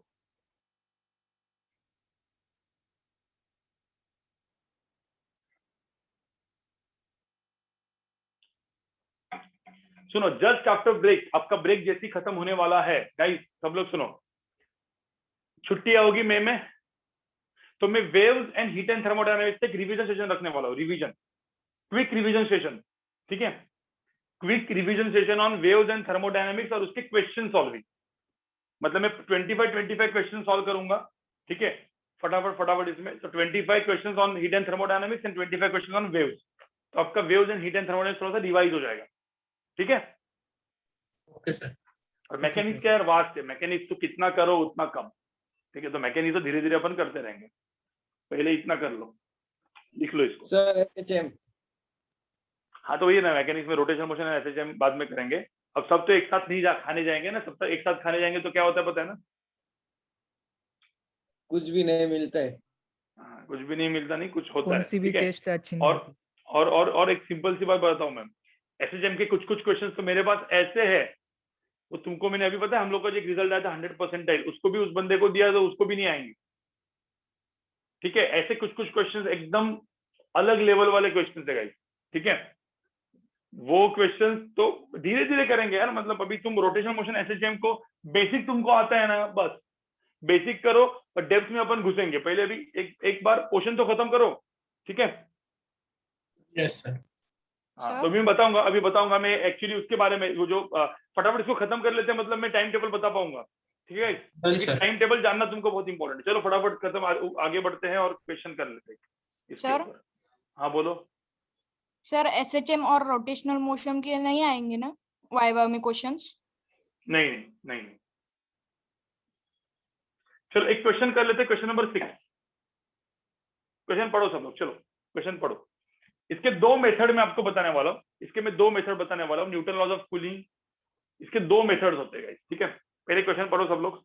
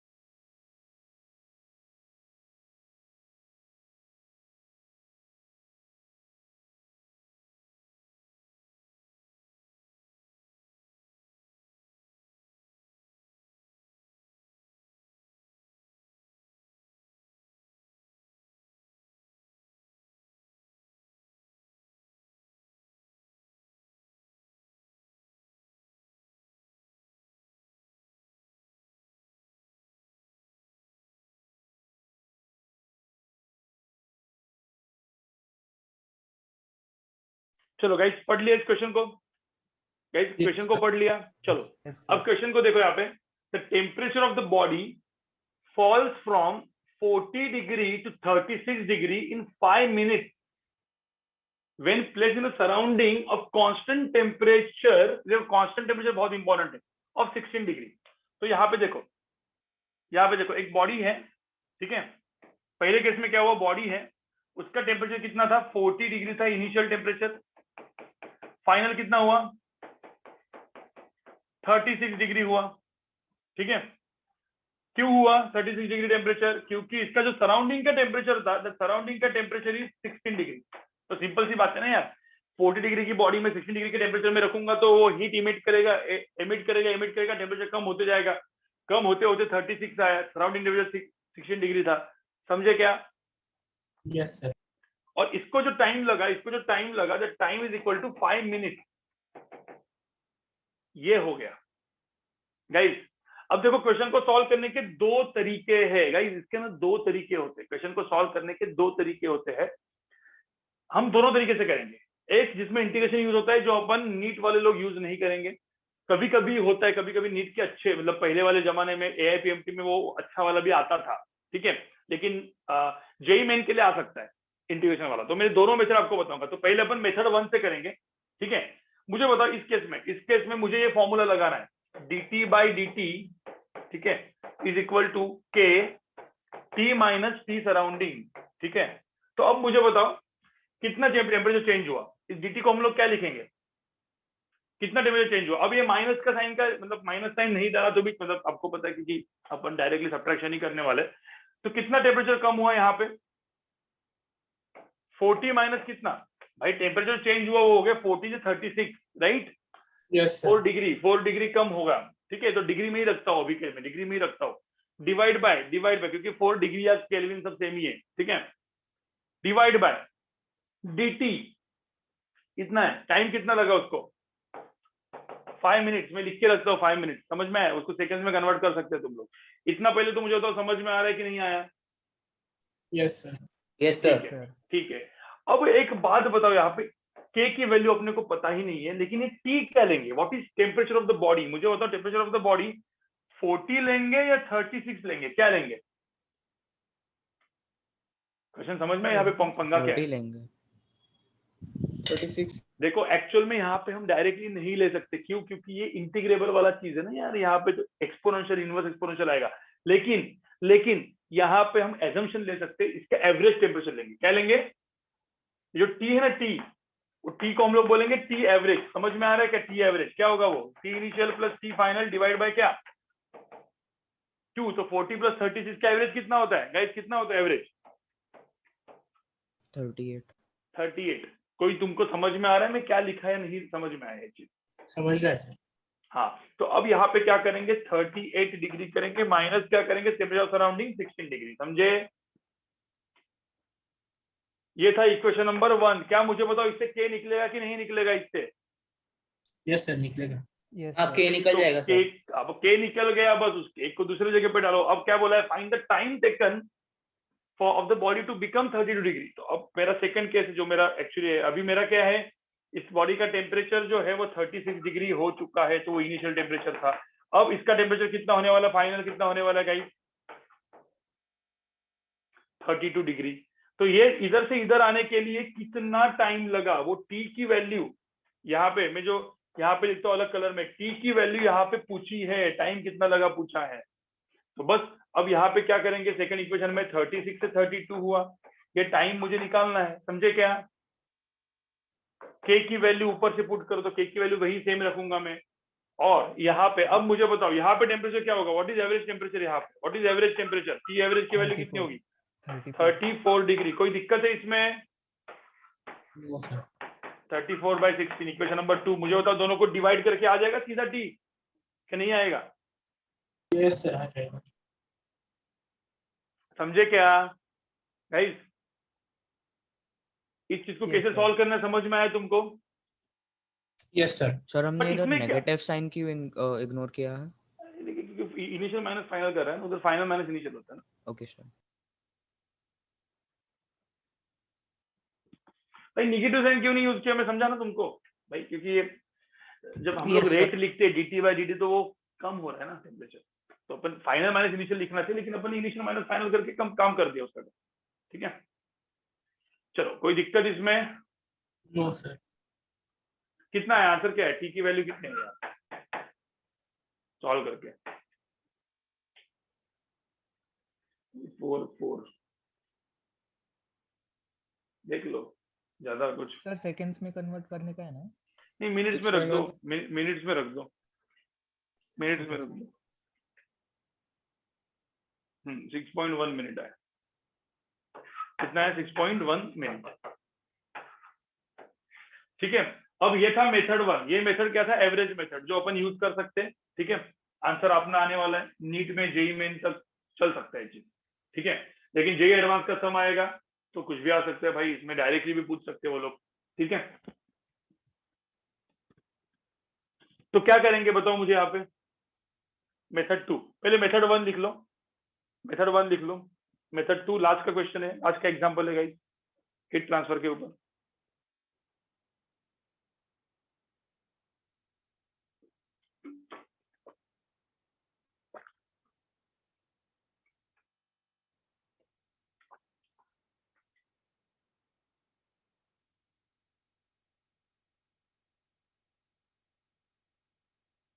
ठीक है, आगे बढ़ू।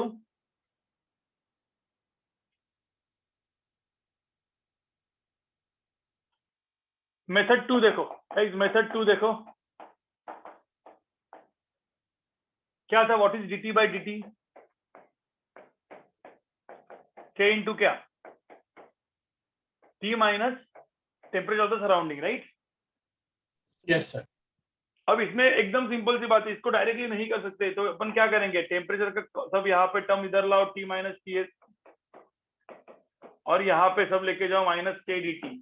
ठीक है, माइनस वहां पे साइन लेके जाओ। अब इसको क्या करना पड़ेगा, इंटीग्रेट, समझे, क्योंकि यहाँ पे dt बाई टी है, t देखो t वेरिएबल है यहाँ पे। अब हम लोग क्या करेंगे, टाइम जो है देखो, टाइम 5 मिनट्स लगा, तो जो भी टाइम होगा, जैसे 0 से लेके t टाइम लगा, इसका जो टेम्परेचर हुआ, जब टेम्परेचर कुछ t इनिशियल था, वो टेम्परेचर कितना हो गया, t फाइनल, समझे क्या,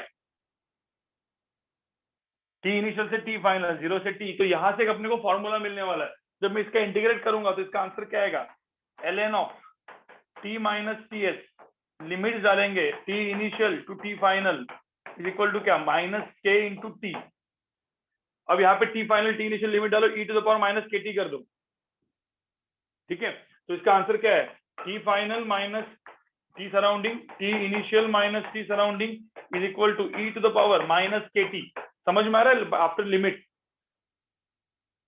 अब यहाँ पे जो मेरा ये फॉर्मूला आया, ये फॉर्मूला दिमाग में रख, ये फॉर्मूला मतलब फॉर्मूला नहीं, ये एक्सप्रेशन आया, that is t final minus t surrounding is equal to t initial minus t surrounding e to the power minus क्या, के टी। समझे, अब इससे अपने को करना पड़ेगा। अब तुम लोग को सबको पता है ना, यहाँ पे जैसे पहले इसमें केस 1 में what is T initial, T initial कितना दिया है 40, टी फाइनल कितना है 36, टी सराउंडिंग कितना है, टी सराउंडिंग कितना है 16। ठीक है, टेम्परेचर टी कितना है, सॉरी टाइम टी कितना है 5 मिनट, वो सब यहाँ पे डालो, के की वैल्यू मिलेगी। समझे क्या, फिर केस 2 में टी इनिशियल 36, टी फाइनल कितना 32, टेम्परेचर सराउंडिंग 16, तो टी की वैल्यू पूछी है, तो बस ये दोनों इसमें डालने का तुम्हारा आंसर आ गया। लेकिन मेथड 1 मेथड 2, ठीक है गाइस, आंसर तो इसमें तो बेसिकली देखा जाए तो आंसर आप देखोगे अप्रोक्सीमेटली सेम आने वाला है गाइस। ठीक है, तो आप पहला मेथड डायरेक्टली यूज कर सकते हो, मेथड 2 जो होता है वो आपको पता होना जरूरी है। ठीक है, यस सर। चलो अभी हम लोग थोड़ा सा अभी सो गाइस अपना अभी हीट ट्रांसफर खत्म हो चुका है। कंडक्शन के ऊपर के कुछ कुछ अच्छे अच्छे जो क्वेश्चंस होते हैं, जैसे लेक में कब फ्रीज होगा, कितना टाइम के बाद लेक फ्रीज होगा, वो कंडक्शन में कुछ कुछ क्वेश्चंस होते हैं। नॉन स्टेडी स्टेट के कुछ क्वेश्चंस होते हैं। ठीक है, जब मैं क्वेश्चन सॉल्विंग कराऊंगा हीट ट्रांसफर की, तो उसमें वो क्वेश्चंस में सॉल्व करवा दूंगा। ठीक है। रेडिएशन के ऊपर, इससे ऊपर क्वेश्चन नहीं आते, रेडिएशन एकदम सिंपल है, 4 चीजें मैंने आपको बताई, दिमाग में डालो, रेडिएशन खत्म हो जाता है, ठीक है। कन्वेक्शन वैसे भी अपने सिलेबस में है, उसका सिर्फ थ्योरेटिकल पार्ट है, ठीक है। तो heat and thermo is completely over, heat and thermodynamics section पूरा का पूरा सेक्शन अपना खत्म हो चुका है, हीट एंड थर्मोडायनामिक्स का। वेव्स में वेव ऑप्टिक्स बचा है, फ्लूइड मैकेनिक्स बचा है, right. Wave optics and fluid mechanics, ये दोनों चीजें हैं जो हम लोग पैरेलल करेंगे मई एंड जून में, पैरेलल हम लोग करते रहेंगे, ठीक है। और वो मैं ही पढ़ाऊंगा क्योंकि वो मेरा भी खुद का कंटेंट वो बना नहीं है, तो मुझे ऑनलाइन कंटेंट, मतलब मेरा पूरा का पूरा फिजिक्स का कंटेंट ऑनलाइन चला जाएगा, ये कैमरा शूट कर रहा है, ठीक है। चलो गाइस, फिर अपन अभी क्या करते हैं, इस कैमरा को तो बंद कर देता हूँ, मेरे को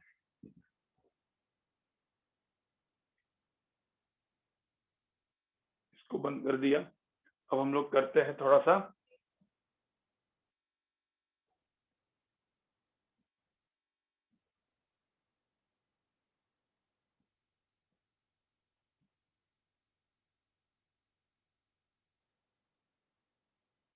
कितना टाइम कितना हुआ गाइस, अभी टाइम कितना हुआ?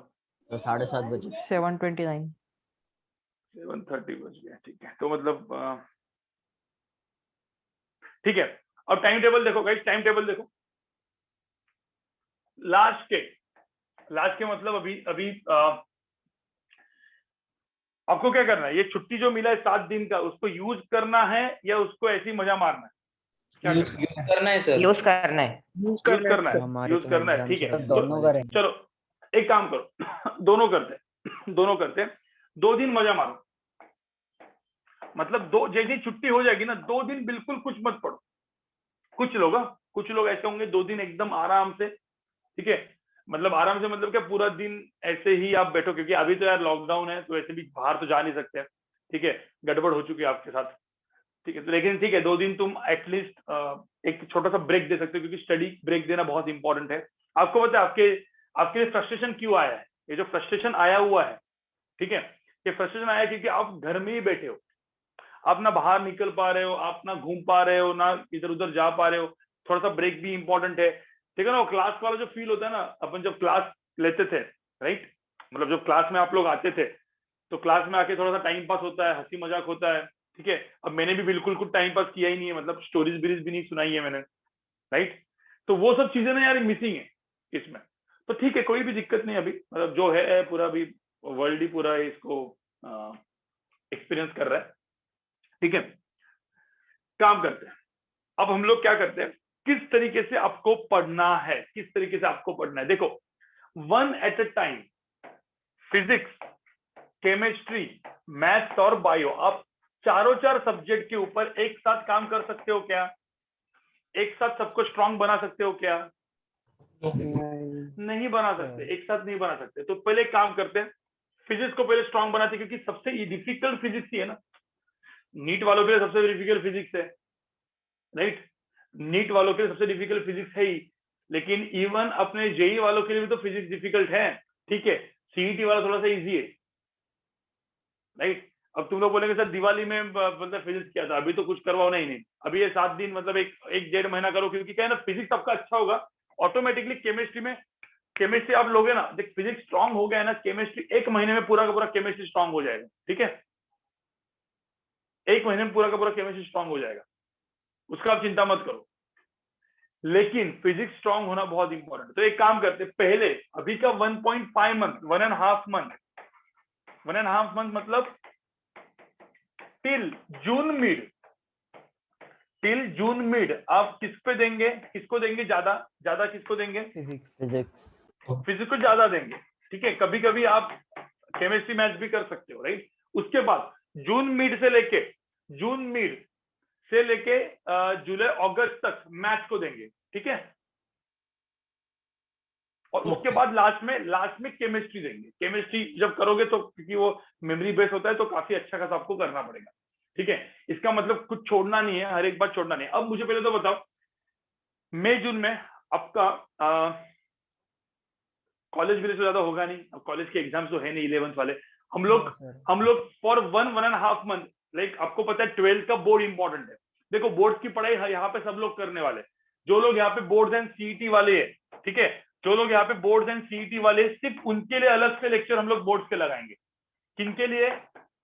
जो लोग सिर्फ बोर्ड्स एंड सीईटी वाले हैं, नॉट इवन सीईटी, मैं तो बोलता हूँ सिर्फ बोर्ड्स वाले हैं। सीईटी वालों को भी जेई की करना है, अभी 2-3 महीना जेई मेन का प्रिपरेशन तक करना है, उसके बाद आप सीईटी चालू करोगे। तो जो सिंपली बोर्ड वाले, मतलब जो लोग नाटा वाले हैं या ये सब लोग हैं, उनको जो बोर्ड्स करना है, ठीक है, तो सिर्फ उतने वाले लोग जो बोर्ड्स वाले लोग होते हैं ना, उनको बोर्ड लेक्चर अलग से हम लोग लगाएंगे। बाकी किसी के लिए भी आगे के 1.5 महीना बोर्ड्स आपको नहीं करना है। ठीक है गाइस, सुनने में आ रहा है क्या बोला मैंने? Yes sir. Yes sir. Board के लेक्चर में रुकाने वाला वो भी Yes, sir. 1.5 महीना आपके बोर्ड के लेक्चर्स नहीं होंगे, क्योंकि बोर्ड्स के लेक्चर आपका सेल्फ स्टडी का टाइमिंग खाएंगे। ठीक है, और Yes, सेल्फ sir. स्टडी का टाइमिंग आपको नहीं मिला तो वैसे भी आप कुछ नहीं कर सकते। ठीक है, तो Yes. बोर्ड्स के लेक्चर अभी नहीं होने वाले, नेक्स्ट 1.5 मंथ।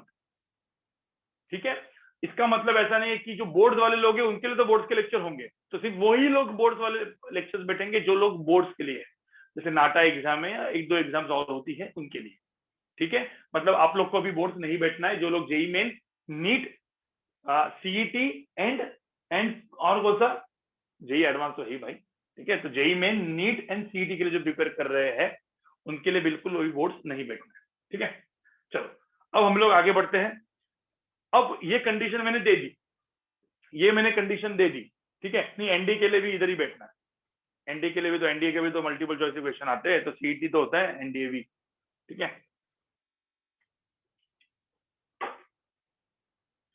बताऊंगा ना बैकलॉग कैसे क्लियर करेंगे, बताऊंगा। यहाँ पे देखो अभी, अब जैसे मैं फिजिक्स की बात करूं, ठीक है, तो फिजिक्स में अब तक क्या क्या हुआ है?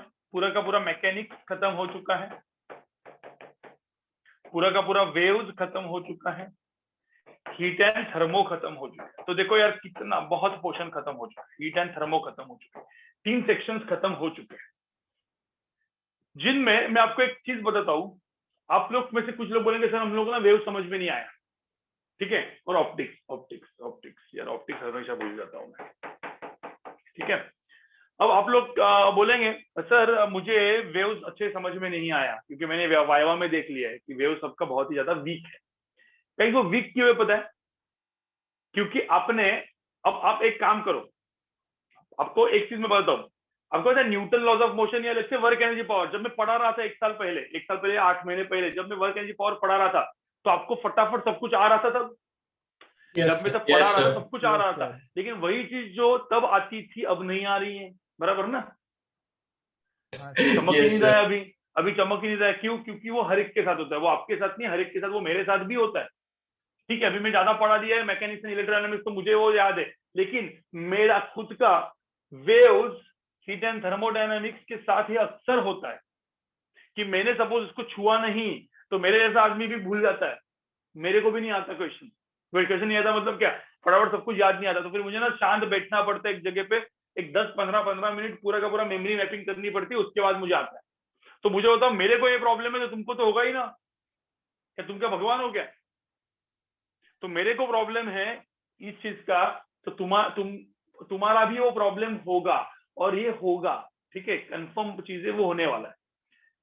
अब मैं आपको एक सिंपल सी बात बताऊं, आपको पता है वर्क एनर्जी पावर, मैं एक एग्जांपल दे रहा हूं और ये अपने को अप्लाई करना है। ठीक है, अब वर्क एनर्जी पावर एक चैप्टर उठाओ, ठीक है, और उसको 1.5 स्पीड से फटाफट देखो और उसके वापस नोट्स बनाओ। आपको पता है सब कुछ आने लगेगा आपको, बराबर, आपको सब कुछ आने लगेगा, लेकिन आप क्या बोलोगे सर टाइम कहाँ पे है? प्रॉब्लम वही है ना, अरे वीडियो देख के फिर अपन देखेंगे टाइम कहाँ पे है सर वापस नोट्स बनाने के लिए। ठीक है, चलो एक काम करते हैं, मैं आपको एक प्लानर देता हूँ, इस प्लानर को फॉलो करो, इस प्लानर को फॉलो करो, जिंदगी अच्छी हो जाएगी तुम्हारी। ठीक है, चलो प्लानर देखते हैं कैसे करना है।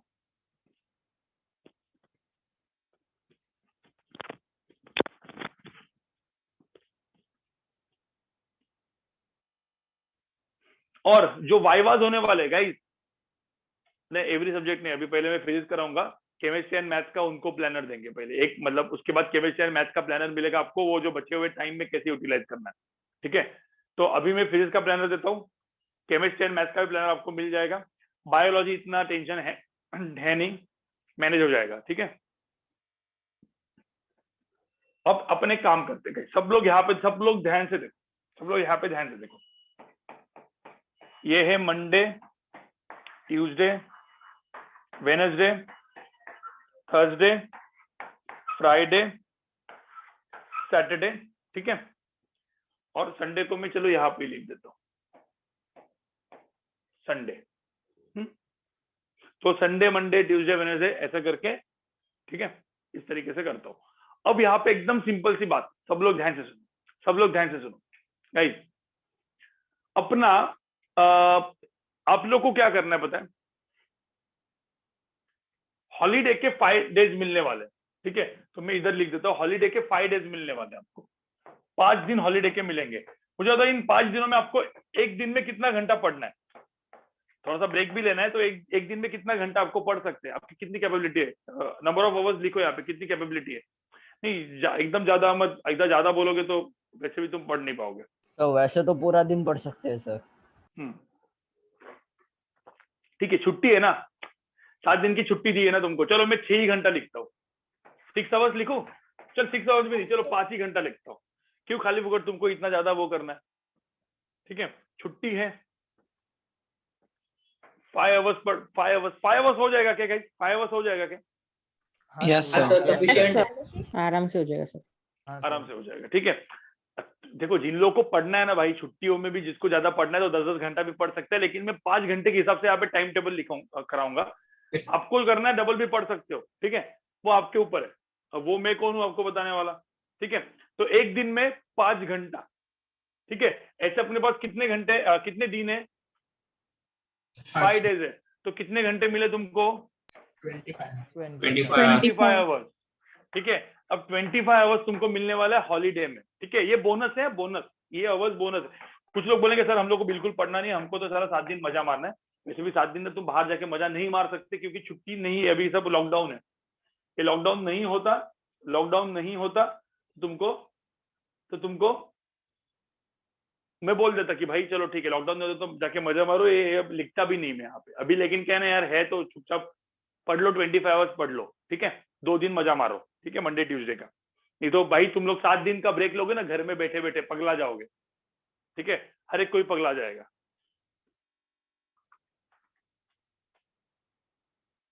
हाँ, अब ये 25 आवर्स में तो पहले फिजिक्स का ऐसा कौन सा पार्ट है जो आप खत्म कर सकते हो 25 आवर्स में, पहले तो ऐसा फिजिक्स का कौन सा पार्ट है जो खत्म कर सकते हो। अब एक काम करना है, सब लोग यहाँ पे देखो, सब लोग यहाँ पे देखो। अब सबसे इंपॉर्टेंट चीज, आपको मेरे क्लास के पढ़ाए हुए वीडियोस अभी नहीं देखने, ठीक है। मैकेनिक्स के अपने क्लास के पढ़ाए हुए वीडियो नहीं देखने। कौन से देखने वीडियो बताओ? जेवाईसी। बिल्कुल, ज्यादा फर्क नहीं है। जेवाईसी में एकदम to the point script videos है, राइट? यस सर, एकदम क्रिस्प है, उसमें कोई टाइम पास नहीं है, उसमें कोई वो नहीं है, ठीक है। तो अभी आपको हॉलीडे में जेवाईसी के वीडियो देखने हैं, जेवाईसी के वीडियो देखने हैं। और मैं आपको बताऊंगा हॉलीडे में आपको कौन से चैप्टर्स को खत्म करना है। और इवन जेवाईसी का वीडियो आपको देखना है 1.5x स्पीड या 1.75x स्पीड? Yes sir, 1.7। तो 1.75x स्पीड से देख सकते हैं, 1.5x स्पीड से आप देख सकते हो हर एक वीडियो, ठीक है। उसमें कुछ क्वेश्चन सॉल्विंग होगी। क्या अब क्या आपको करना है पता है, ये वीडियो देखते देखते आपको शॉर्ट नोट्स बनाने हैं अलग से। देखो ये अभी तक आपने जो नोट्स बनाए ना वो अलग है, गाइस समझ में आ रहा है क्या? Yes sir. अपने अभी तक जो वीडियो बनाए हैं, अभी जो अपने वीडियो बनाए हैं वो अलग है, ठीक है। वो सॉरी, जो नोट्स बनाए हैं वो अलग है, वो तो आपने प्रॉपर अच्छे से नोट्स लिखे। अभी अपने को बनाने हैं शॉर्ट नोट्स। लेकिन वो शॉर्ट नोट्स कौन से नोट्स होंगे गाइस?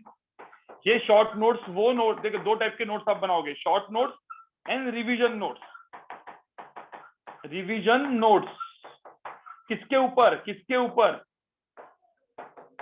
जेवाईसी के ऊपर। मतलब जेवाईसी की वीडियो, मतलब वापस वो जेवाईसी के वीडियो देख के बनाओगे आप। इसमें कोई दिक्कत है? अब मैं आपको बताऊंगा शॉर्ट नोट्स क्या होता है, रिवीजन नोट्स क्या होता है, ठीक है। उसके बाद में मैं क्या शेड्यूल चालू करूंगा। अब शॉर्ट नोट्स क्या होता है, एकदम सिंपल। शॉर्ट नोट्स वो नोट्स होते हैं, जैसे मैं आपको एक सिंपल सा एग्जांपल दूं, ठीक है। सिंपल सा एग्जांपल दूं वर्क एनर्जी पावर का या सर्कुलर मोशन का।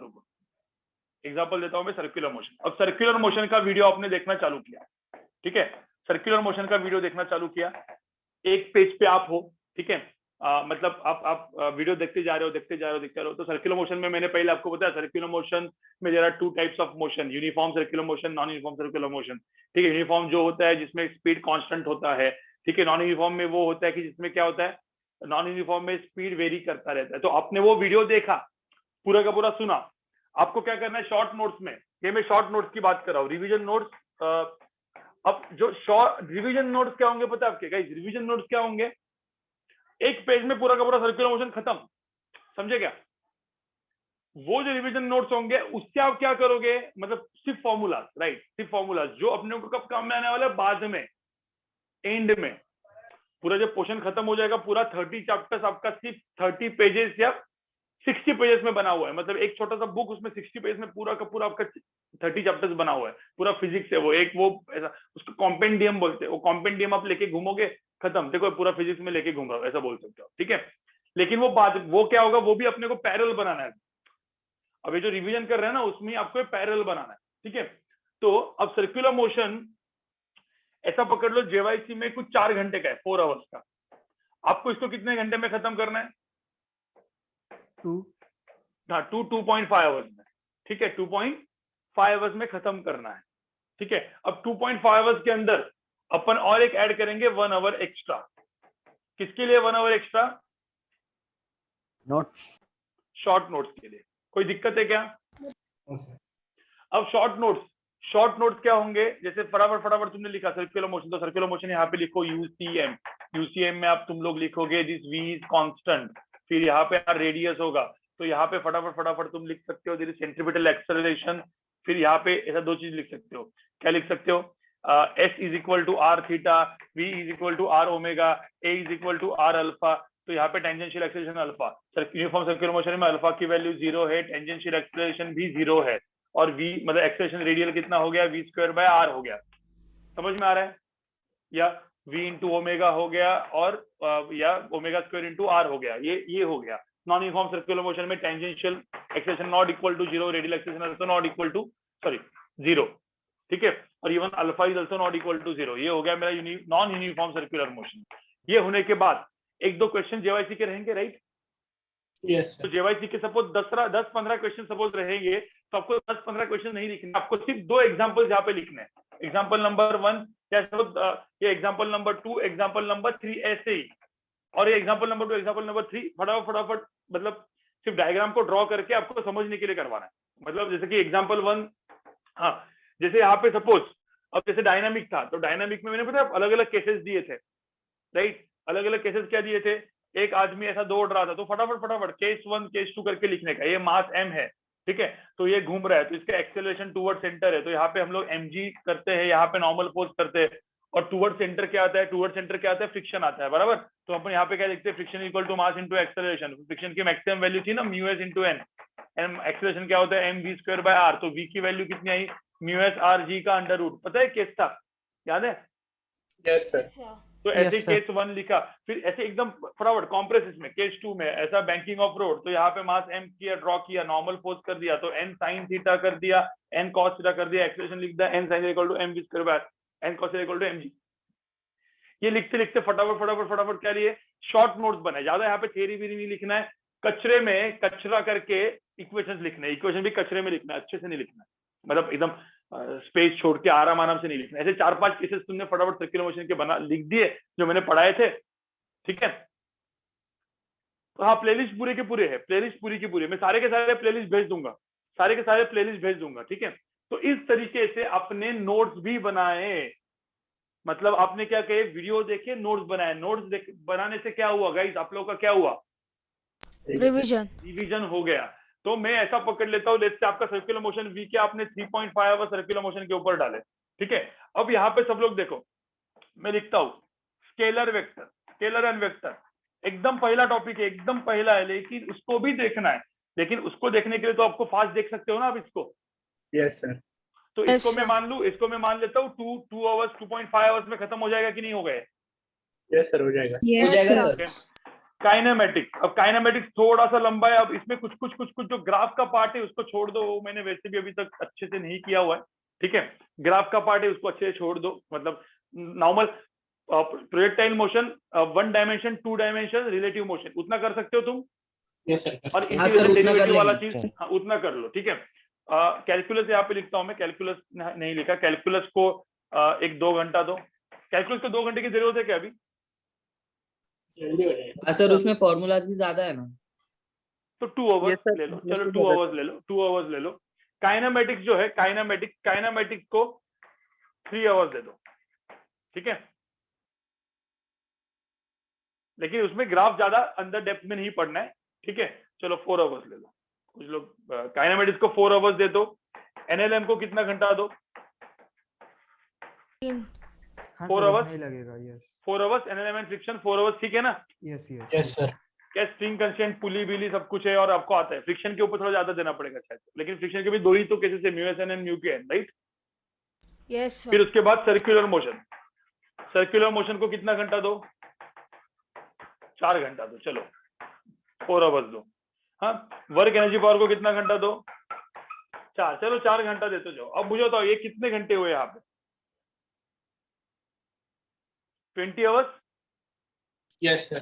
तो एक बात बताओ मुझे, क्या वर्क एनर्जी पावर तक आप छुट्टी में खत्म कर सकते हो? 20 आवर्स आप स्पेंड कर सकते हो छुट्टी में? Yes sir. Yes yes sir. Yes तो छुट्टी में मतलब ये जो ब्रेक है उसमें इतना मैकेनिक्स पार्ट हो सकता है कि नहीं हो सकता?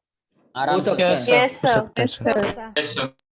तो इतना इतना इतना पार्ट पहले छुट्टी में खत्म कर दो सब लोग, ओके सर। ठीक है। अरे वेव्स एंड हो जाएगा थर्मो में सर। आता हूँ मैं, टेंशन मत लो ना, पहले इतना तो कर लो ये। सर हाँ बोलो। सर, शॉर्ट नोट्स के लिए अलग से नोटबुक बनाना है, मेंटेन करने के लिए। शॉर्ट नोट्स के लिए अलग से ना, अलग से इसमें मत लो ना। शॉर्ट नोट्स के लिए अलग से, रिवीजन के लिए अलग से, तो 2-3 बुक्स आपको बनानी पड़ेगी। एक नॉर्मल जो अपनी रनिंग बुक, शॉर्ट नोट्स अलग, रिवीजन के लिए अलग। रिवीजन के लिए सिर्फ फॉर्मूला लिखेगा तू, वो सब थोड़ी केसेस वेसेस लिखेगा। ओके समझा? सर। और सर एनसीईआरटी के लिए अलग ना? एनसीईआरटी अलग, एनसीईआरटी भी अलग। और ठीक है। सर ये जो टाइम दिए है आपने, हाँ। ये इंक्लूडिंग शॉर्ट नोट्स है कि एक्सक्लूडिंग शॉर्ट नोट्स है?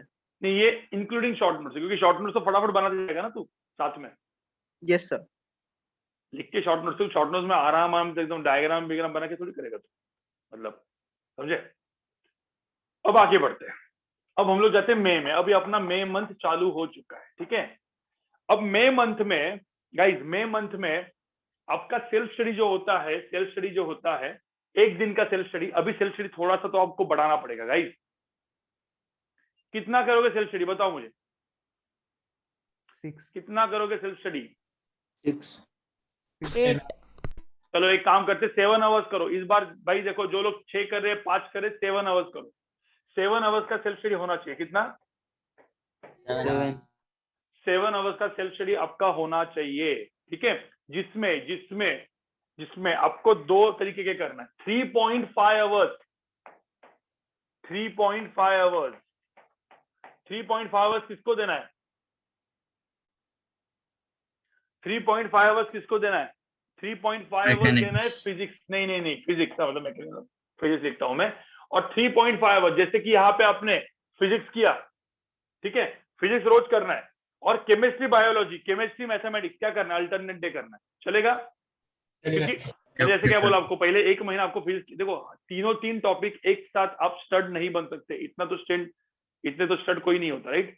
तो 3 टॉपिक में आप स्टड एक साथ नहीं बन सकते, आपको अल्टरनेट से करना पड़ेगा, थोड़ा टाइम मैनेज करना पड़ेगा और प्रॉपर तरीके से करना पड़ेगा। तो 3.5 आवर्स में 1 दिन केमिस्ट्री, 1 दिन मैथ, 1 दिन केमिस्ट्री, 1 दिन मैथ। तुमको लगा चलो मैथ को 2 दिन देते हैं, तो इस वीक में मैथ के 4 दिन कर दो, केमिस्ट्री 3 दिन कर दो। अगले वीक में तुमको ऐसा लगा चलो ऑर्गेनिक ज्यादा पढ़ना है, 4 दिन केमिस्ट्री कर दो, 2 दिन मैथ कर दो। समझा? Yes sir. सर ठीक है, ठीक है। अब यहाँ पे देखो, अब फिजिक्स और यहाँ पे केम एंड मैथ या केम एंड बायो। अब जैसे अब यहाँ पे देखो, यहाँ पे 3.5 आवर्स को ना 2 टाइप के डिवाइड करना, 2 आवर्स एंड 1.5 आवर्स। क्या बोला मैंने? 2 आवर्स एंड 1.5 आवर्स। 2 आवर्स रोज, 2 आवर्स रोज 2 घंटा, रोज 2 घंटा आपको यहाँ पे दिमाग में रखना, रोज 2 घंटा आपको ओल्ड मतलब क्या, बैकलॉग, समझे क्या? बैकलॉग मतलब यहाँ से यहाँ पे आप कब तक कहाँ तक पहुंच चुके हो, वर्क एनर्जी पावर तक पहुंच चुके हो ना? Yes sir. हाँ, अब यहाँ पे क्या करना है, अब यहाँ पे अपने को बैकलॉग वाली चीजें भी करनी है, और ये जो है वो न्यू करंट टॉपिक। अब मुझे बताओ जो करंट टॉपिक है मतलब करंट क्या होगा, 12th होगा भाई, करंट टॉपिक कौन सा होगा? 12th जो चल रहा होगा। अब मुझे बताओ 1.5 आवर्स को 7 से मल्टीप्लाई करो, तो 7 इंटू 1.5 आवर्स, करंट टॉपिक को इतना तो टाइम दे ही रहे अपन, तो कितना टाइम मिल रहा है करंट टॉपिक को? 10.5 hours. अरे 13.5 ना, तो 13.5 आवर्स करंट टॉपिक को मिल रहा है सर 10.5, सॉरी 10.5, तो 10.5 आवर्स अपने को करंट टॉपिक पे मिल रहा है। और सपोज मैं 5 घंटे का मटेरियल यहाँ पे पढ़ाया, मतलब जैसे मैंने करंट इलेक्ट्रिसिटी चालू किया अभी, तो मई में एक चीज ध्यान में रखना, अभी मई जून जुलाई में जो मैं पढ़ाने वाला हूँ current, magnetism, electrodynamics, modern physics, उसको वो इंडिपेंडेंट है मैकेनिक्स और इन सब चीजों से, हीट एंड थर्मो से, राइट? मतलब हीट एंड थर्मो नहीं आता होगा तो ऐसा नहीं है कि आपको ये नहीं आएगा, तो उसके ऊपर तो प्रॉपर कब्जा करना है, मतलब ये बैकलॉग नहीं बनना चाहिए, समझा क्या तुम? Yes sir. अभी आगे वाला पोर्शन बैकलॉग नहीं बनना चाहिए, 12th का पोर्शन है, सीईटी के लिए भी उतना ही इंपॉर्टेंट है, सीईटी के लिए भी गाइस ये बहुत ही ज्यादा इंपॉर्टेंट है, तो इसको बैकलॉग नहीं बनाना है, ठीक है? तो अब 5 आवर्स आपको बेसिकली ऐसा पकड़ लेते हैं, 5 आवर्स आपके 5 आवर्स जो है मैं पढ़ाता हूं, तो आप उससे डबल तो पढ़ ही रहे हो ना 10.5 आवर्स, नहीं? तो तुम्हारा करंट जो है ना वो अच्छा बनने वाला है, करंट टॉपिक तुम्हारा सही रहेगा। मतलब तुमने सपोज वीडियो मेरा 2.5 आवर्स का मैंने आज लेक्चर ले लिया, तुमको लगा नहीं समझ में आया, चलो एक काम करते 1.5 स्पीड से वापस वीडियो देख लिया, तुमको समझ में तो आ ही जाएगा। यस सर, समझ गया। तो मतलब 5 आवर्स का मैंने पढ़ा है, तो तुमने लेट्स से 2.5 आवर्स का तुमने वीडियो देख लिया एंड 2.5 आवर्स का तुमने क्वेश्चन प्रैक्टिस कर दिया, तो तुम सही सलामत रहे, समझे क्या? Yes sir. यस तो रिवीजन भी हो गया, क्वेश्चन सॉल्विंग भी हो गया, ठीक है? जो क्वेश्चन होमवर्क देते उतने ही क्वेश्चंस करो, क्योंकि करंट उसके बाद, क्योंकि अपना जब क्वेश्चन खत्म हो जाने वाला है उसके बाद तो 1 साल प्रैक्टिस और करनी है ना, जून के बाद, जुलाई के बाद, ठीक है? तब हम लोग देखेंगे, तब और टाइम टेबल बनाएंगे हम। अभी के लिए यहाँ पे देखो 1.5 आवर्स करंट टॉपिक हो गया। अब यहाँ पे क्या करना है गाइस, अब यहाँ पे कैसे करना है तुमको सिंपल सी बात बताता हूँ, ठीक है? कोलिजन, मुझे बताओ कोलिजन के लिए अपने को कितने घंटे लगेंगे? तो कोलिजन आप पढ़ना चालू करोगे तो आपको समझ में आ जाएगा कि कोलिजन के लिए भी लेट्स से 5 घंटे लगे, कितने? 5 आवर्स। 5 आवर्स में आपका सपोज कोलिजन हो गया, तो आप क्या करोगे, यहाँ पे कोलिजन दोगे, इधर भी कोलिजन करोगे, और यहाँ पे क्या दोगे, यहाँ पे आधा कोलिजन करो और आधे से क्या चालू करो, रोटेशन चालू करो, समझे क्या? Yes sir. अब रोटेशन ऐसा हो सकता है कि रोटेशन तुम्हारा एकदम डेप्थ में, क्योंकि रोटेशन जेवाईसी का भी बहुत ज्यादा डेप्थ में है, ठीक है? तो एक काम करना है, एक काम करना है,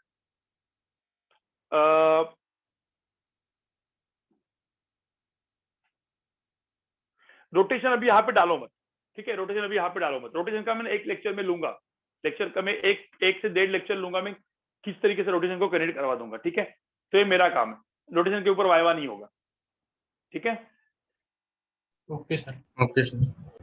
लेकिन torque is equal to I alpha equation याद है ना तुमको, torque is equal to I alpha. Yes sir. Rotation का ना एक काम करो, चलो एक काम करो, रोटेशन का ये 2 दिन जो रोटेशन है ना, इसमें तुम क्या करोगे, इसमें सिर्फ थोड़ा सा moment of inertia, torque is equal to I alpha equation, इतना ही देख लो, ज्यादा मत देख लो। इतना देख सकते हो क्या तुम वेनेस थर्सडे को? Yes sir. सिर्फ इतना देख लो, बस इतना देख लो, मतलब। और उसके बाद ये 2 दिन यहाँ पे SHM और ये 2 यहाँ पे SHM, ठीक है? तो मुझे बताओ, मतलब तुम्हारा मई का जो फर्स्ट वीक है उसमें मैकेनिक्स तुमने देख लिया पूरा? देखो इसका मतलब ऐसा नहीं है कि मैकेनिक्स के सारे क्वेश्चंस तुम्हारे सॉल्व होंगे, नहीं, मैकेनिक्स के क्वेश्चन सॉल्व तभी भी नहीं होंगे। तो क्वेश्चन सॉल्व करने के हिसाब से तुम ऐसा मत देखो कि मुझे नहीं आता, समझे क्या मैं क्या बोल रहा हूँ? तुम लोगों ने ऐसा बोला पूरा मैकेनिक्स हो गया, उसके बाद भी तुम्हारे क्वेश्चन तो सॉल्व होने वाले हैं नहीं, क्वेश्चन सॉल्व होने के लिए और टाइम लगेगा, ठीक है? उसके लिए जुलाई, अगस्त, सितंबर, अक्टूबर, नवंबर, दिसंबर है अपने पास, ठीक है guys? Okay sir. Yes sir. हाँ, अब ये फर्स्ट वीक हो गया, ठीक है? तो अब मुझे तो सेकंड वीक में क्या करोगे गाइस? मतलब मैंने एग्जांपल दिया, जैसे कि मैं फर्स्ट वीक में सपोज ये हो गया, तो सेकंड वीक में क्या करोगे? मैं सेकंड वीक में यहाँ पे लेट्स से तुमको वेव्स करना है अच्छे से। अब वेव्स अच्छे से करना है तो वेव्स 3 दिन दो, चलो वेव्स कर सकते हो ना ये चीज। वेव्स भाई 4 दिन काफी है क्या वेव्स के लिए? 4 दिन काफी है क्या सर हो जाएगा। Yes sir. भाई? 4 दिन वेव्स कर लो, उसके 4 दिन क्या करो आगे के? हीट एंड थर्मोडायनामिक्स करो, समझे? Yes sir. Yes sir. तो तुमने Yes, देखा sir. जाए और फिर उसके बाद वैसे ही ऑप्टिक्स। तो मुझे बताओ 1 महीने में, क्या 1 महीने में हो सकता है कि नहीं हो सकता बैकलॉग क्लियर? यस सर हो सकता है। यस सर हो सकते हैं। मैं तो इधर कोलिजन के लिए 3 दिए, तुम कोलिजन चाहिए तो 4 दिन करो ना कोलिजन भाई। रोज 2 घंटा करो, 8 घंटा कोलिजन करो, हो ही जाएगा कोलिजन, समझा? Yes sir. ऊपर नीचे हो सकता है। मैंने तो ये रोटेशन कोलिजन अभी आपके हिसाब से करते जाओ, लेकिन क्या करना पड़ेगा आपको? Daily 2 hours old videos and फटाफट नोट्स, वीडियोस एंड फटाफट notes, short notes and current topic के ऊपर रोज 1.5 आवर्स, समझा? करंट के ऊपर 1.5 आवर्स नहीं दिया आप मार खाओगे। मार खाओगे मतलब आपको नहीं आएगा, मतलब वो वापस बैकलॉग बनेगा। हाँ, एक आध दिन मिस हो गया चलेगा, एक आध दिन तुमको लगा चलो अभी ओल्ड टॉपिक बहुत ज्यादा करते, कर दो, कोई दिक्कत नहीं। मतलब आउट ऑफ 7 डेज 6 डेज या 5 डेज आपने करंट टॉपिक कर दिया, चलेगा। Okay sir. ठीक है, थोड़ा सा समझ में आया कि किस तरीके से प्लानिंग आपको करना है? सर अब कुछ लोग बोलेंगे सर थोड़ा सा मेरा स्टडी टाइम टेबल मेरा बन नहीं रहा है। ठीक है, तो 1 महीने का 1.5 महीना लगेगा आपको, कोई दिक्कत नहीं, समझे? एक दिन अंदर तुमको ब्रेक चाहिए, 1 दिन ब्रेक दे दो अंदर, कोई पंगा नहीं। सर एक डाउट था। बोलो। सर फिजिक्स जो है ना, फिजिक्स जल्दी कंसेप्चुअली मतलब जल्दी समझ जाता है, पर फिर केमिस्ट्री और मैथ्स पे बहुत ज्यादा टाइम इन्वेस्ट करना पड़ता है। ठीक है, 1 एट ए टाइम करते हैं। पहले 15-20 दिन, 20 दिन, 25 दिन फिजिक्स कर लो। हाँ सर। उसके बाद वापस अपन क्या करेंगे? केमिस्ट्री मैथ्स करेंगे, ठीक है? हाँ हाँ हाँ समझा। फिजिक्स की जगह पे अपन एक केमिस्ट्री डाल देंगे या मैथ्स ओके डाल सर। देंगे। और टाइम तो फटाफट नहीं, 2-3 महीने में तुमको देना है क्या? जून में देना है क्या तुमको? जेई नहीं ना, नहीं नहीं। थोड़ा टाइम है अपने पास, तो अपन उसको हाँ। करेंगे, कोई दिक्कत ओके नहीं, सर। डरने की बात नहीं। देखो सब लोग तुमने स्ट्रेस लेके फिजिक्स केमिस्ट्री मैथ्स सब कुछ करना है, स्ट्रेस लेके बैठा ना तो कुछ भी नहीं होगा। केमिस्ट्री का बैकलॉग भी इसी तरीके से खत्म कर सकते हैं, खत्म किया जा सकता है। तो दिमाग में डालो यस मैं केमिस्ट्री का खत्म बैकलॉग भी खत्म करने वाला हूँ, जस्ट 20 दिन जाने दो, केमिस्ट्री का बैकलॉग भी मैं खत्म करने वाला हूँ, हो जाएगा खत्म, समझे? Yes sir. ठीक है, आइडिया आ गई तुमको गाइस सब लोग को? Yes sir. यस चलो, सर। ठीक है, ये अभी मैं इसका ये भी डाल दूंगा, क्या बोलते हैं उसको, सर रिकॉर्डिंग, सर ठीक है? सर एक डाउट था सर, अभी अपने वो जो 3.5 आवर्स दिए वो एक बार बोलोगे क्या? मतलब जो रिमेनिंग 3.5 आवर्स है उसमें रिवीजन करनी है या करंट टॉपिक करना है? नहीं, इसमें आप रिमेनिंग जो 3.5 आवर्स है, ठीक है, अब इसमें आपने सपोज एक काम करते हैं, यहाँ पे फिजिक्स लिया, यहाँ पे केमिस्ट्री लिया, ठीक है, केमिस्ट्री लिया। अब केमिस्ट्री में क्या करोगे बताओ तुम? सर करंट टॉपिक करूंगा। हाँ, आधा आधा डिवाइड कर लो, करंट टॉपिक कर लो। लेट्स से करंट टॉपिक चल रहा है तो देखो केमिस्ट्री कितने दिन आने वाला है? 7 डिवाइड days। किया, केमिस्ट्री 3 दिन नहीं 7 डेज छोड़ दो, अभी 7वां दिन छोड़ दो, केमिस्ट्री 3 दिन, मैथ्स 3 दिन, ओके ठीक है? हाँ, तो केमिस्ट्री 3 दिन आने वाला, तो एक काम करो, केमिस्ट्री में क्या रहेगा? जो करंट टॉपिक चल रहा है, जैसे ऑर्गेनिक पूरा इंडिपेंडेंट है राइट फिजिकल से। Yes sir. हाँ हाँ, तो अभी ऑर्गेनिक के ऊपर जम मारो पूरा का पूरा, समझे? चलेगा सर। हाँ मतलब फुल पूरा जम अपना पूरा मतलब ऑर्गेनिक एटलीस्ट अपना फिजिक्स बन रहा है, उसके साथ साथ ऑर्गेनिक स्ट्रांग हो जाए, समझे? चलेगा। हाँ हाँ हाँ मतलब फिजिकल नहीं सर हुआ, फिजिकल को तो बाद में अपन संभाल लेंगे क्या करना है। तो इसमें जो 3 दिन है, तो 3.5 आवर्स में 2 आवर्स 2 आवर्स 2 आवर्स ऑर्गेनिक कर, या 2.5 आवर्स करना, 2.5 आवर्स 2.5 आवर्स 2.5 आवर्स ऑर्गेनिक कर। ओके और सर। 1 घंटा जो बचा हुआ है, 1 आवर जो बचा हुआ होगा, वो कोई भी एक टॉपिक लेते जा फिजिकल का, उसको कर, चलेगा। 3 घंटा बचेगा उसमें, समझा? Yes sir. Similarly same thing will go for maths, लेकिन मैथ्स का थोड़ा सा अलग करना पड़ेगा अपने को। मैथ्स क्या है ना, थोड़ा सा दिमाग को शॉर्ट देता है, ठीक है, बहुत सारे लोग के। Bio sir. नहीं बायो कोई दिक्कत नहीं, उसका हो जाएगा। अब वो बायो का फंडा मैं दे भी नहीं सकता क्योंकि मुझे इतना बायो आता भी नहीं है, लेकिन बायो मुझे इतना जितना पता है मुझे कि बायो कैन बी आराम से मैनेज, ठीक है, आराम से। फिजिक्स केमिस्ट्री पहले हैंडल करो अच्छे से, बायो आराम से हो जाएगा। तुमने 1 महीना भी बायो को बाद में दिया ना, नवंबर अक्टूबर में सब हो जाता है। चलो फिर मिलते हैं गाइस, थोड़ा सा अभी मोटिवेशन हो गया तुम्हारे, उनको थोड़ा सा Yes, sir. समझ में आ गया कि कैसे कर सकते हैं? Yes sir. Yes sir yes ये सर मैं स्लाइड में शेयर कर दूंगा, ठीक है? देखो अब यस सर और दिमाग में डालना, फोड़ देंगे हम लोग, तो फोड़ देंगे आप लोग, ठीक है? Yes. चलो bye bye Bye, sir. Bye Thank you, sir. Bye bye sir, thank you sir. Bye sir bye sir. Bye sir, Bye, thank you sir. Sir. Thank you, sir. Bye guys, bye Bye, sir. Guys, Thank bye you, sir, sir. Thank you sir. Bye sir, thank you sir. Bye bye. Sir sir हाँ बोलो भाई। Sir SHM में, DC Pandey में और बहुत books में वो एक स्पेसिफिक टाइप ऑफ क्वेश्चंस आते हैं कि जो टेलर सीरीज से ही सॉल्व होते हैं इजीली, वरना वो ट्रेडिशनल मेथड से बहुत लंबे जाते हैं। तो उसके लिए I was searching on YouTube की सम एक्सप्लेनेशन टू, मतलब मेथड क्या है, बट वो किधर मिला नहीं। कौन से क्वेश्चन, एक फोटो खींच के मेरे को भेज, मैं बताता हूँ। हाँ सर चलेगा। ठीक है, चलो। सर सर हाँ बोलो बोलो। सर नीट के जो ऑफिशियल बुक्स आते हैं ना, उनमें क्वेश्चंस काफी इजी होते हैं, तो हम नीट वाले जेई के क्वेश्चंस बुक से रेफरेंस ले या नीट के ही ऑफिशियल? नीट के ऑफिशियल इससे कर लो। ओके चलो। सर हाँ, तुम्हारा नीट का सेशन अलग से हुआ नहीं ना, मैंने कौन से क्वेश्चन सॉल्व करने हैं, वो तुम्हारा सेशन नहीं हुआ है। उसका एक रिकॉर्डिंग भेजता, वो एक बार वो सेशन देख लो। Okay sir. सर एसएचएम भी है वाइवा के लिए? हाँ एसएचएम भी है वाइवा के लिए? हाँ ऐसे भी करें, लेकिन वाइवा के लिए नहीं है वो। Okay sir. वाइवा के लिए नहीं है, लेकिन तुम नॉवल तो कर लो, ठीक है? चलो।